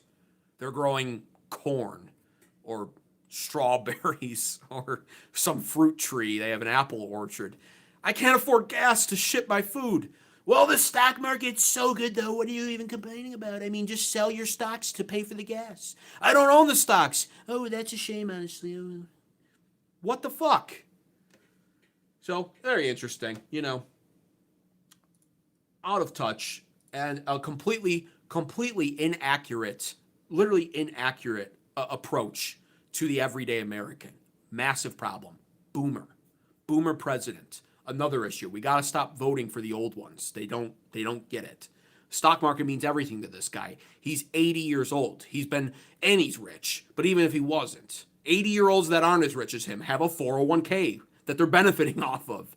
It doesn't matter for most Americans. Worse than this, though, this is what I found to be appalling. Now, Democrat. I played the clip on a prior episode of Trump outside of Marine One, the helicopter. And it was Trump basically, he was asked a question. It's a trap question that Trump should have known better, but he, for some reason, didn't care. And he answered it directly. And I guess I appreciate the honesty, but it pretty much, I think, ruined his legacy even more and probably also destroyed the GOP even further than they will be destroyed in midterms. When he was asked about the financial situation of Americans and how much that's taken into account based off of his decisions as president, especially regarding Iran, he, of course, said, I don't think about that at all whatsoever. Iran can't have a nuke. Well, Brett Baer basically relayed this to him and said, that was not great. It went over actually horrendously. Do you want to say anything in regards to that? So this is how Trump uses this moment. Some political pundits get it. jumped all over this The people statement get that it, you yeah. made the other day. You were asked when you were leaving. What extent are American financial situations motivating you to make a deal? Not even a little bit. The only thing that matters that I'm talking about Iran, they can't have a nuclear weapon. I don't think about American financial situation. I think about anybody. I think about one thing. We cannot let Iran have a nuclear weapon. That's all. That's right. That's a perfect statement. I'd make it again. You can Because imagine how many people stopped the soundbite at, I don't think about America's played that financial up. situation. So what's your response to that It's framework? very simple. When people hear me say it, everybody agrees. So he says, it's a perfect statement. I would make it again. I don't care about the Americans' financial situation. And when people, then he goes on to say, and this is the kind of gaslighting that just will never work. He goes on to say, not only that, but when people hear me say it, they agree. This is what he said. I want to remind you, 60% of Americans believe that we've lost the war in Iran as it is. There's another poll that suggests that 77% of Americans believe we've won it. That poll is absolutely bullshit. Americans are not stupid. Americans are paying attention. We don't like the war. It's the least popular war in modern American history, with just 22 to 33% approval, depending on what poll you're looking at and what demographics are polled. Okay, it's the least popular. It's more unpopular than Iraq '03 or Vietnam. So the poll that says 60% of us believe we've lost it is the more reflective poll based off of how unpopular this war is. In addition to that, I also went over the other day how Harry Ensign reported on the fact that 55% of Republicans blame Trump for increased gas prices. But he says that when Americans hear me say that I don't care about their financial situation, they agree. That's the same kind of logic that goes into the kind of statement of every time we bomb Iran, the people there celebrate. No, we blew up schoolgirls in a school and we've killed tons of their civilians in unintentional bombings on them. Okay, they're not celebrating. We blew up their bridges. Like they can't get to where they need to go now. Their quality of life is infinitely worse. The blockade is crushing Iran too. It's not just the global economy. We're very real here on this channel. Iran's suffering. No, they don't celebrate when we blow them up, believe it or not. I know that's hard to imagine for the neoconservative 80-year-old boomer Israel worshiper who literally believes that Persian liberation is one of the goals of this war, which is so laughable, you psyop dullard. But no, they don't celebrate it, okay? And neither do Americans hear Trump say he doesn't care about our financial situation and say, oh yeah, wow, I agree. Thank you. I'm so glad we have a president who recognizes that that everything in the world is infinitely more important than my day-to-day financial situation. Finally, this is what I've been waiting for. I voted for a conservative, anti-establishment candidate so that we could go to another foreign war and so that again my needs could be forgotten about entirely because my interests aren't important. This will really ensure the GOP wins elections for years to come. I'm talking, this is going to be a 20-year display of Republican dominance after statements like this. Like, they're going to play this in midterm election season, and I have a feeling it's going to be a red tsunami. Honest, I'm inspired. Horrendous. Obviously horrendous. And as a social and fiscal conservative myself, it's almost getting embarrassing. It's almost getting embarrassing. Now, I will say, as somebody who is strategically superior to most here on this channel, and certainly most in my chat, and someone with increased intellectual capacity like me, I will say there is a bit of probably a strategy going on here, but it's one he should have never taken. And we are at war with Iran, who is a stubborn, religiously zealous country. They're willing to let their people suffer economically. This we know, especially because they have home field advantage, which is inherently one of the biggest problems we're facing, along with the fact that we don't have a great answer for the Strait of Hormuz. And so what is possibly being played out here by Trump, and I think there is some credit and credence, you can give some credit to this kind of thought process, is that Trump has to play an even playing field with Iran and at least make it appear like he doesn't give a shit about our economic situation either. We are at war, despite what they say about this being a journey and an excursion. We are at war, and this is the kind of thinking that is higher level. And even for someone like Trump, who's been really stupid, in my opinion, when it comes to the Strait of Hormuz and not anticipating Iran's responses, tactics like this are not out of question. So I will say that in fairness, it doesn't change the fact that perception is reality. And when it comes to politics and election seasons, everything you say counts and matters and will be remembered. This is horrendous. And the fact of the matter is, even if it's a strategy of that magnitude where it's, well, we have to make sure Iran doesn't think that we will pull out of the region based off of the economic impact on our own people, which could very likely be part of the equation here, The fact of the matter is, it is actually, sadly, also a reflection on reality, because if they really cared about Americans and putting us first, then this war would have never happened to begin with. So it's really probably, the answer probably lies in the middle of both of these hypotheticals I just presented to you.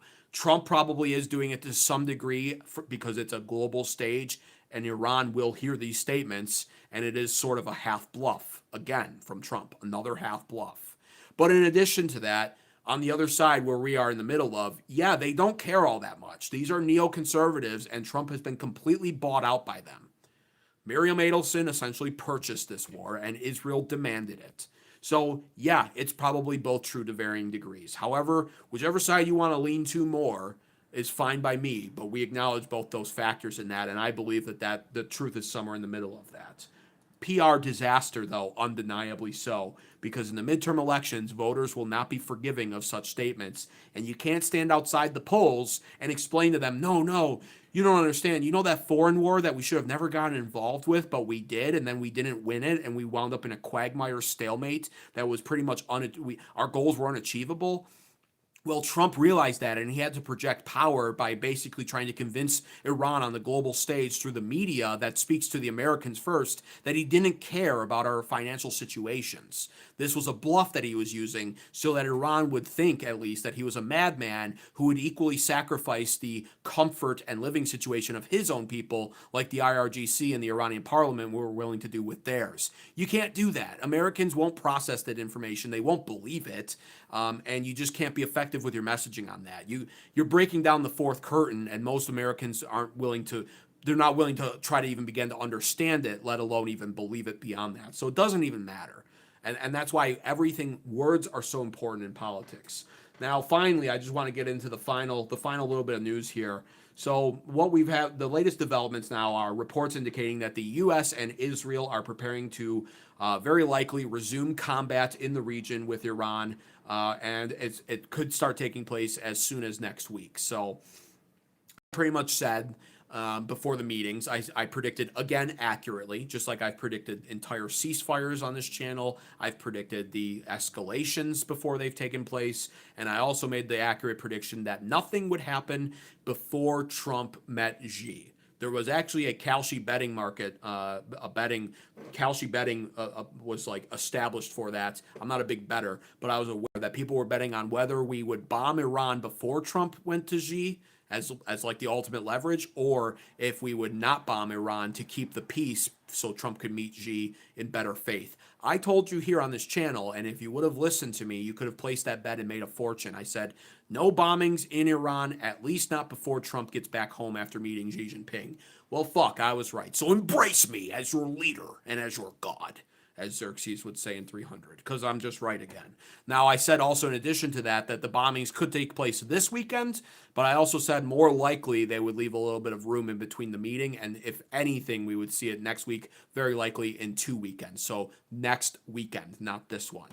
I'm not willing to say as a concrete prediction that will happen, because I've explained at length and won't spend all the time in the world on doing so again. But to summarize, bombing Iran is a terrible idea because they've promised to go scorched earth and retaliate in the worst possible way by striking all of their Gulf neighbors and ruining the Middle East and damaging the global economy even more if we do. And they've generated enough force output the past week, taking out 4 ships in under 48 hours, striking Fujairah successfully, and locking down the Strait of Hormuz, that they can succeed with their operations and in their threats of bombing places. They've demonstrated this. In addition to that, actually, that ties in with some of the other news that we've had here, which is that Iran actually upped the escalation in the area not too long ago. According to reports here, I guess they struck U.S. intelligence locations in the United Arab Emirates. And beyond that, there's also some more breaking news here. Iran, so here it is, confirmed. Iran strikes U.S. intelligence targets in the UAE. This was reported actually from this guy I just found out. His name is Douglas McGregor, and I believe he actually served with Trump at one point in his first administration. It seems like he's got good stuff going here. I believe he's actually like Army Colonel, retired combat veteran. Pretty good stuff. I've been listening to him the past day. And he reported on his Twitter that it's confirmed Iran struck U.S. intelligence targets in the United Arab Emirates. That was 11 hours ago. And then in addition to that, Iran very clearly sees the writing on the wall. So another confirmed report is of something I've addressed on this channel many people are not aware of. Iran possesses mini subs. There are these 90-foot-long submarines that are perfectly built for the Strait of Hormuz. Iran has apparently deployed those subs into the Strait of Hormuz, and they're now declaring full control of the Strait of Hormuz. And so every action they're taking suggests that they're bracing for impact and readying up for a massive increase in escalation. And that's a big problem because the reports are, again, Israel and the United States are now discussing, I should say. They're not like on the verge of, but they're discussing the possibility of another strike on Iran. So, and of course, in those discussions, let me read some of the other additional news on that. It says, options reportedly include more aggressive strikes against Iranian military and infrastructure, as well as another possible option being U.S. special forces going inside Iran to physically extract the highly enriched uranium after the Operation Midnight Hammer of last summer. Understanding, of course, that if that happens, the special forces will require literally thousands of supporting troops. Means what? Boots on the ground. Another prediction I made on this channel that I was willing to be wrong about and was hoping I would be and still hope I will be. I made that prediction in the second week of March. You can go check the title out on my live form. I literally said boots on the ground would be imminent because strategically I was looking at the entire region and I realized apparently way earlier on than anybody in this stupid administration, I realized that there was no way for us to achieve success without a full-scale war or without boots on the ground. And so I did a whole show on that in the past. You should go check that out because it looks like there's a chance I'll be right. And I really love when I'm wrong about some of these predictions because I'm predicting some of the worst possible shit we could be doing in the Middle East, and I don't want to be right. It's like the curse. But it's like, you know what? If they're going to do special forces to get the enriched uranium, which is the only way they get it, by the way, that's boots on the ground. That's the line drawn in the sand, supposedly, by a lot of far-right MAGA conservatives who refuse to not support Trump or try to remain in their copium-like delusional state about this war and pretend it's not as bad as it is. So if this happens, it'll be interesting to see how the MAGA cheerleader channels handle that action being taken because they've claimed it's a line in the sand for them and that they wouldn't support Trump anymore if he did it. If he does it, let's see if they stick by that. Either way, that's a lot of the news right here. So the risk is described as extremely high for the Special Forces operation, of course, and bombing them is also an incredibly high risk for a lot of our Persian Gulf allies, like the Emiratis and like the Saudis, like Qatar and Bahrain, all these locations in the Middle East, which have already sustained damage. So there's not really a good answer. It really is still a stalemate in the region, and the war just continues to wage on. So that's all I've got to say about that. If you enjoyed this analysis of the China-Trump China-Trump meeting in Beijing and of the Iran war update, if you think I am literally the smartest person on YouTube because I am, then you should subscribe right now to American Advocates for more content like this because I go live pretty much every single night. Monday through Friday, I aim to go live at around the same time, which would be around 9 p.m. Central, 10 p.m. Eastern. I've actually been trying to go live an hour earlier than that, but I own businesses in real life. I do a lot of stuff in my real life. I'm busy, okay? But either way, subscribe, turn on post notifications so you're notified every time I go live. Like the stream if you haven't already. It really does help this stream perform better in the algorithm, and it's free to do. So your fat thumbs should hover over your phone screen and double tap it. It's really that easy. Find the thumbs up button if you can't do that and tap on that for me instead, or click on it if you're watching on the computer like a boomer. Also, I'll take a look at a couple of chats, but share this show with your even dumber friends because they need to see this. So, regardless, let me take a look at some chats here.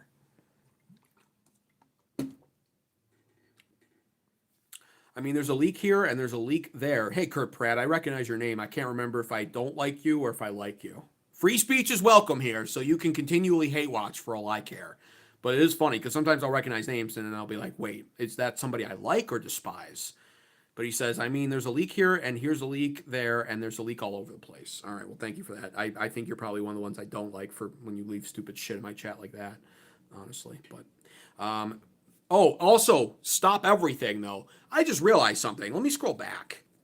Can I still find that? Dude, I deliberately was putting off super chats today and I shouldn't have. There it is. $4.99 super chat tariff from my own moderator lifeguard. We got to recognize it. I really appreciate it. This is my moderator. This is like my guy. He keeps law and order in this chat. He's here all the time. I know he doesn't like the truth that I put out. No offense, and I know why he doesn't. It stresses him out. This is a Gen X guy. He's trying to live his life. He's a good dude. He wants things to be better like I do, and I'm constantly on here saying Trump is a bitch. He's ruining everything. It's all going away. I don't say America's done because it's not. But a lot of the news is not great, and it stresses him out, and he's not even paid. And then he gives me $5, and he says, another great week, and I can sense the sarcasm all over that. But I actually kind of agree. In our personal lives, there's the political realm, and then in our personal lives, you go outside, summer's here, the weather's amazing again, it's warm, the sun makes you feel great, I'm getting back in shape because it's warm out now and everything, and it's gardening is upon us, and there's a whole life out there for us to continue living. Even if things are looking bleak, we do make the most of what we've got. So another great week, as always, I would say. As always. So thank you for that, lifeguard. I appreciate you. Now I'll take a look at some other chats. Mitchell D8069 says, when the food shortages start in the 2027 year, it's because of this war and the price of barrel of oil, tariffs, and fertilizer costs. That's why farmers aren't planting in 2026. A 109-year record broke. This is mostly true. So a lot of farmers are planting, but they're planting way less because fertilizer is 30 to 50% more expensive. And in addition to that, our fertilizer supply has dropped down. Here in America, we're going to be a little more insulated. We can turn to some of our other neighbors and allies for a little bit more fertilizer, but a lot of third world countries are probably going to enter pretty wicked famines. There's going to be food shortages, and it's going to affect America. Our prices are going to get worse, but we're going to be a lot more insulated as we typically are as a first world country. That being said, yeah, you're completely right. And for people to think that this all ends. Oh, we lost connection there, I think. For people to think, let me repeat that and restart. For people to think that that this all ends with the snap of a finger by Trump, and he just leaves or wins or turns around into a parking lot if you're a warmonger and you like that narrative, or Iran surrenders in some sort of happy fantasy sunshine and rose Sesame Street world that you live in, because they won't, but let's say they do. If it all ends tomorrow miraculously, things do not improve right away. They don't improve next month. They don't improve in 3 months. They don't improve this year. And 2027, it's still not back to normal either. And possibly some things not even until 2020. This has long lasting effects, and people don't understand that, but they will. And they will come back to this channel, and they will get on their knees, and they will say, thank you for being honest with me when no other channel I listen to would. You were completely right. And American Advocates is the best channel. And I subscribe now, and I'm watching every day. But until that moment comes, a lot of people are just delusional. They literally don't get it. They don't understand economics. They don't understand politics. They can't fathom how much the world is changing as a result of this. So thank you for your chat, Mitchell. I appreciate seeing the good ones like that. It's actually a smart take. Parts of Canada and the U.S. are paying more per gallon than many countries that produce zero oil. Funny how that works, right?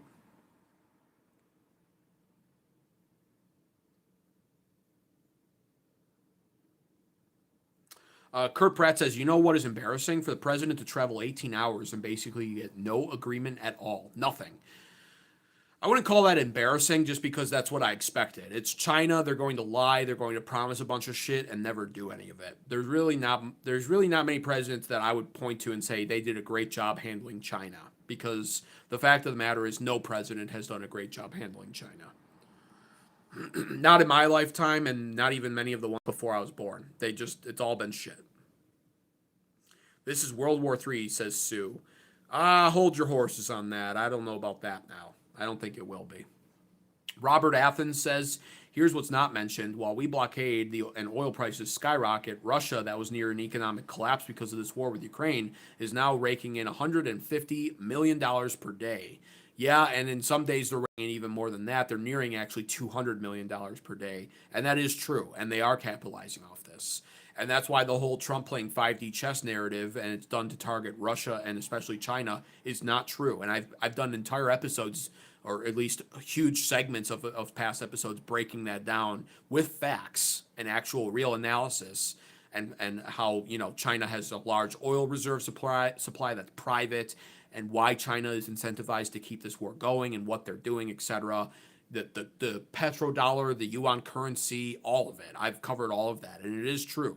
This is not 5D chess, and it is not hurting China the way that it's hurting us. All countries are being hurt from this, but certain countries are hurting worse, and China's not one of them.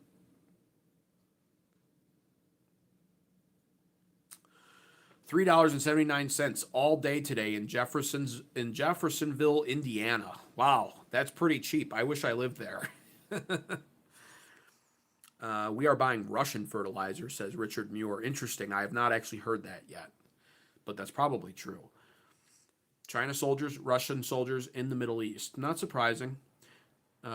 Mitchell says, prior to the election and up through the election, J.D. Vance was a part owner and creator of a company called Acre Traders, who buy distressed farms. There's tons of them now, thanks J.D. A lot of people do that. A lot of billionaires do this. And it's just a strategy. It's not really... I wouldn't necessarily point to that and say it was premeditated. J.D. Vance, I don't think, wanted this war to happen because he wants to be president in 2028 and recognizes, as a millennial himself, actually, that I believe he's a old millennial because he's 41.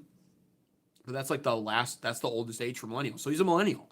And so he knows millennials have Middle East fatigue. And we got the reports suggesting that J.D. Vance was not very pro-war, or in favor of this war specifically, under these circumstances at least.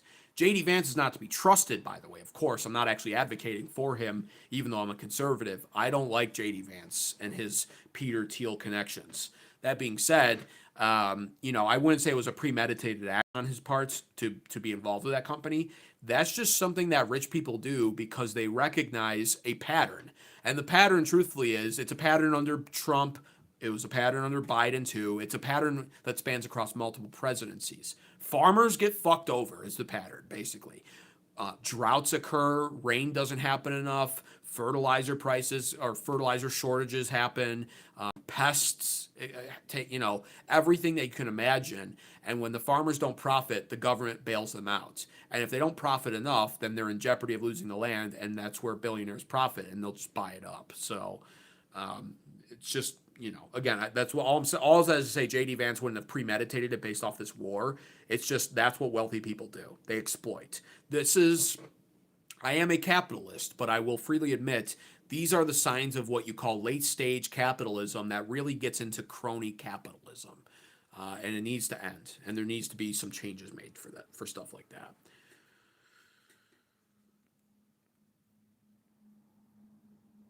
Why is gas cheaper in Indiana? No state tax there. That's probably why. I don't really know too much about Indiana as a state, but you know, that's probably why. But then again, in Florida, there's no state tax, and the gas is fucking outrageous. So I'm not so sure, actually.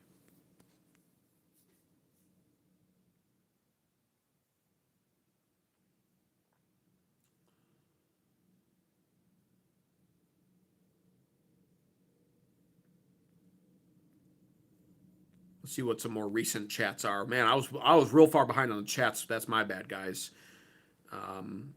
J.D. Vance has had 4 official names. Yeah, that's not... I don't like that either. Yeah, that's very shady to me.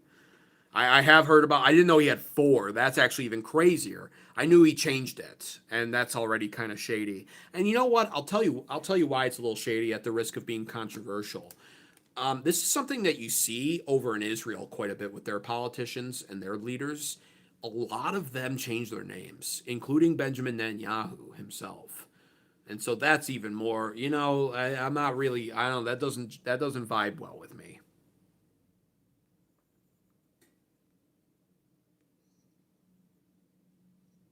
Gas prices will be around $2 a gallon in 2027, says Daniel Wall. I know you're trying to factor in the Venezuela sour crude oil and everything, and we do have great Texas refineries for that. That will certainly help, actually. And sometimes I do forget that myself. But that being said, we're going to have to put in a lot of work to get that up and running. And so we'll see. it's hard to predict actually. But I appreciate you bringing that up because I know that that's happening, and it's a good thing. I actually support it. We should just take Venezuela's oil. We should. I have no problem with that. So I support it to some degree, and I think it's good. But we don't really know because on the flip side, the Brent crude is the Brent crude oil futures are up, and they've been up for a sustained level of time now. So I think gas is still going to be kind of expensive in 2027. I don't think $2 a gallon is practical. We'll see how much of an effect the Venezuela crude oil has on on the oil, though. It could be good. We'll see. I started driving in 1967. Gas was 33 cents a gallon. Yeah, that's crazy. 33 cents a gallon. We'll never see that again. Thank you, Spartacus, for always telling everyone to like the stream and subscribe. I appreciate you. W Mod. Chef Paul says, a person who has never bought a loaf of bread but says you need an ID to buy a loaf of bread or pumped gas in his entire life thinks he understands. PDF file dictator. Yeah.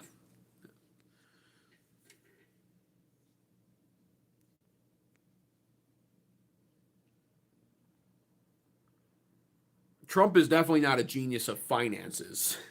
Trump is a salesman. He's very good at sales, and he has great tactics on the spot when it comes to negotiation dynamics for certain things. He has a lot of strengths to him. He really does. He plays some things very well. However, he's not a genius of finances. He's been bankrupt 6 times, and I know you're being sarcastic, but just to add some actual reality to it. For the sake of not making it known or giving off the appearance of having TDS, because I don't. I recognize you can see in a presidency like this, for example, how Trump became so successful, but simultaneously how he also wound up getting bankrupt 6 times. It's all on display right now. It's like he clearly has a lot of incredible successful traits, and then simultaneously has some of the worst traits you could ever ask for, including being a terrible judge of character and picking the worst people to be around him, trusting all of the wrong people. He seems to have some sort of complex almost where the people that like him and support him, he loses favor with, and instead places that in people who didn't like him. He seems to have a complex when it comes to winning over his critics, and that really works against him. In addition to him having a complex of hiring women, it's like the bimbofication of the administration. It's all of these dumb, stupid airhead broads, Kristi Noem, Pam Bondi, and it's not going to end with them. And so he has a lot of glaring weaknesses as well, for sure, without a doubt.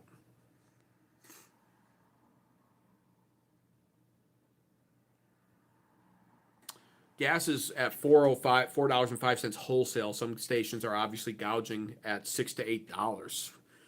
Damn. Yeah, where I'm at, it's not $6. That's, obviously we have California and whatnot. We know gas is always way higher there. So, hey, Shadow Warfare, good to see you here, man. I appreciate seeing an OG in my chat like Shadow Warfare. I haven't seen you in a long time. He says he changed it to Netanyahu. I believe so, because Benjamin Netanyahu is Polish, if I remember correctly. If memory serves correctly, and I haven't lost my recall as I've hit my 30s, yeah, I believe he was Polish with like a Polish sounding last name. He's definitely changed it. That much I'm sure of.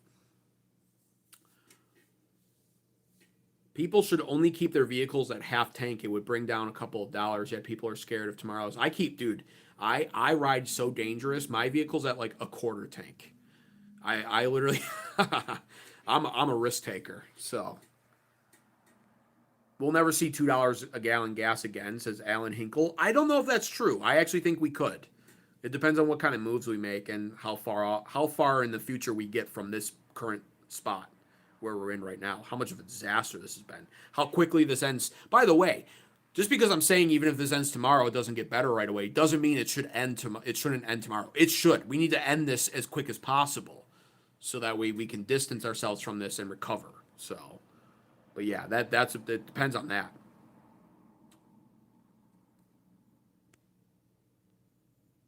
Many business adventurers end up in bankruptcy. Nothing new about that. It's the level DTS people have that blinds them from being able to understand things. You mean TDS, and I understand. And yeah, you know, listen, bankruptcy is literally part of the business strategy. So I don't use it.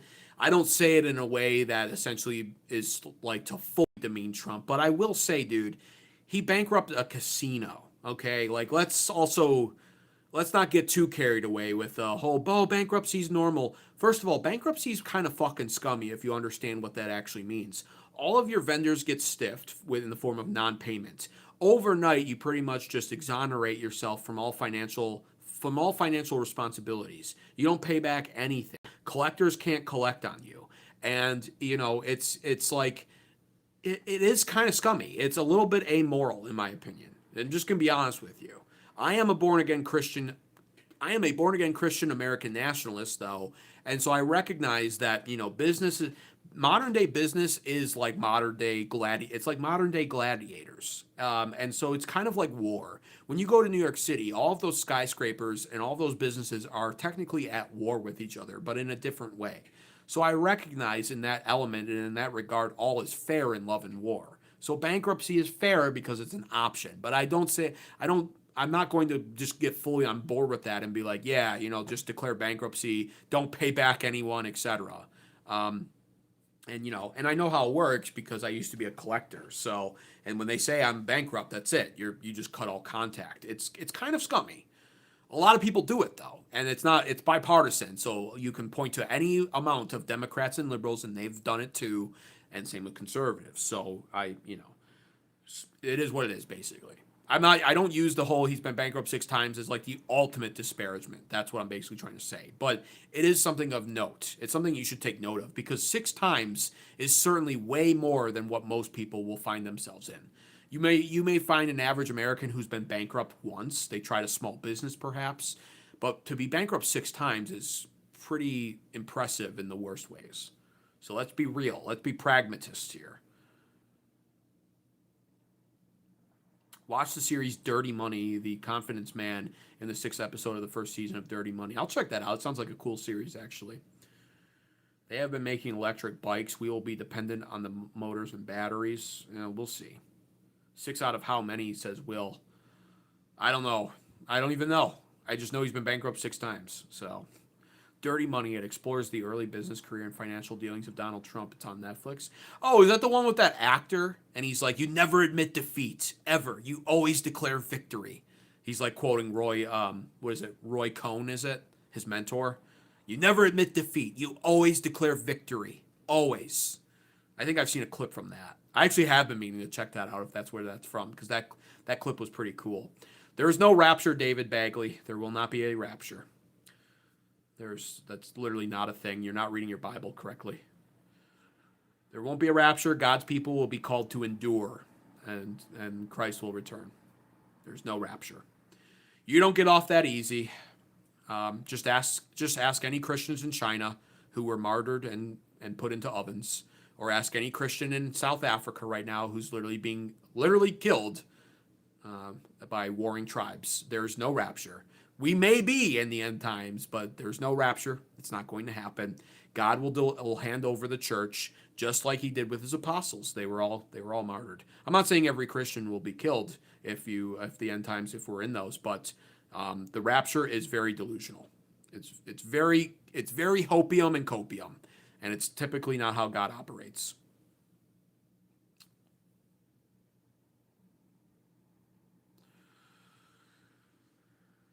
If you get an electric car, it will double your electric bill. Yeah, and then imagine that. Imagine a massive 10 city block large data center open up near you too, and you're stuck with the electric bill cost of that in addition to driving your stupid gay-ass Tesla. Can you imagine that?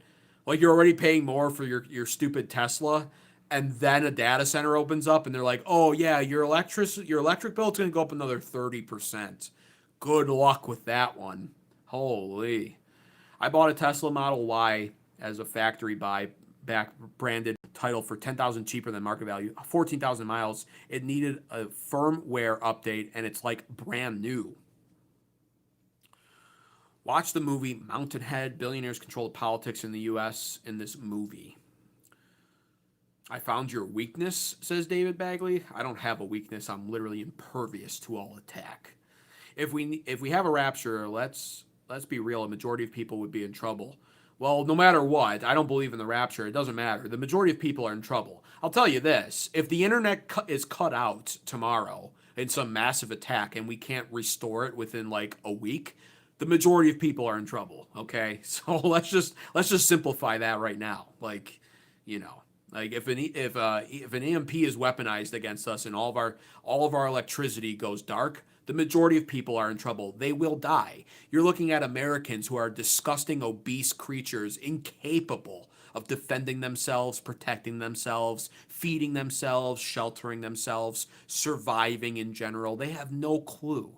They would just die. They would kill each other and die, and it would happen very quickly. So, yeah. And on that note, what better note to leave off than on that beautiful note? That was like poetry, in my opinion. So I think we're going to wrap it up there. I really appreciate all the chats, though. Thank you guys for always just tuning in. If you enjoyed all this, especially the actual analysis that I gave in the first hour and a half or 45 minutes-ish of Iran and the Trump-China meeting, then be sure to subscribe right now to American Advocates for more content like this, because I go live every single night, Monday through Friday, 9 p.m. Central, 10 p.m. Eastern, and I go live on the weekends, but not really at any consistent time because they're mine.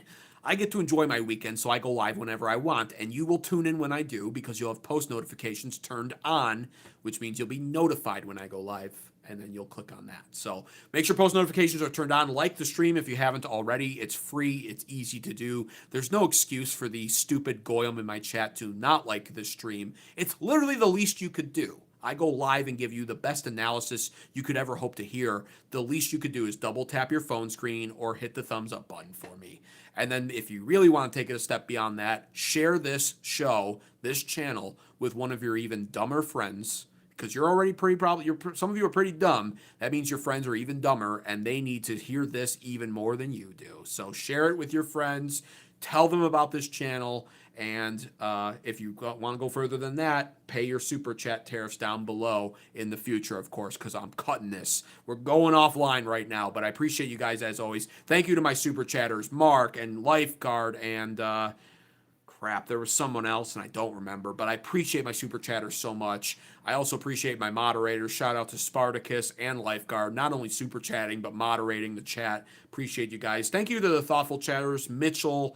I appreciate you guys down there as well. Until tomorrow, we'll be back with more news. I meant to discuss Ben Shapiro and the Daily Wire. He was trending today, so maybe that'll be tomorrow's episode. We'll discuss Ben Shapiro's declining Daily Wire empire. Finally, this guy is becoming irrelevant. And then we'll discuss Thomas Massie. I do want to discuss Thomas Massie because that's important too. So maybe that's what will be tomorrow. If there's any additional news from tonight to tomorrow, that'll be discussed as well. But until then, still, no matter what, guys, sometimes it looks bleak, sometimes not so much. This is the best country ever. America is the best country by far. It's not even close. Every other country is a shithole, literally. They all suck. Every country sucks. Okay, America's amazing. I wouldn't want to live anywhere else. So glory to America and God bless the USA, but also may God bless all of you. Thank you so much. Appreciate you guys. I'll be back here live tomorrow. Take care.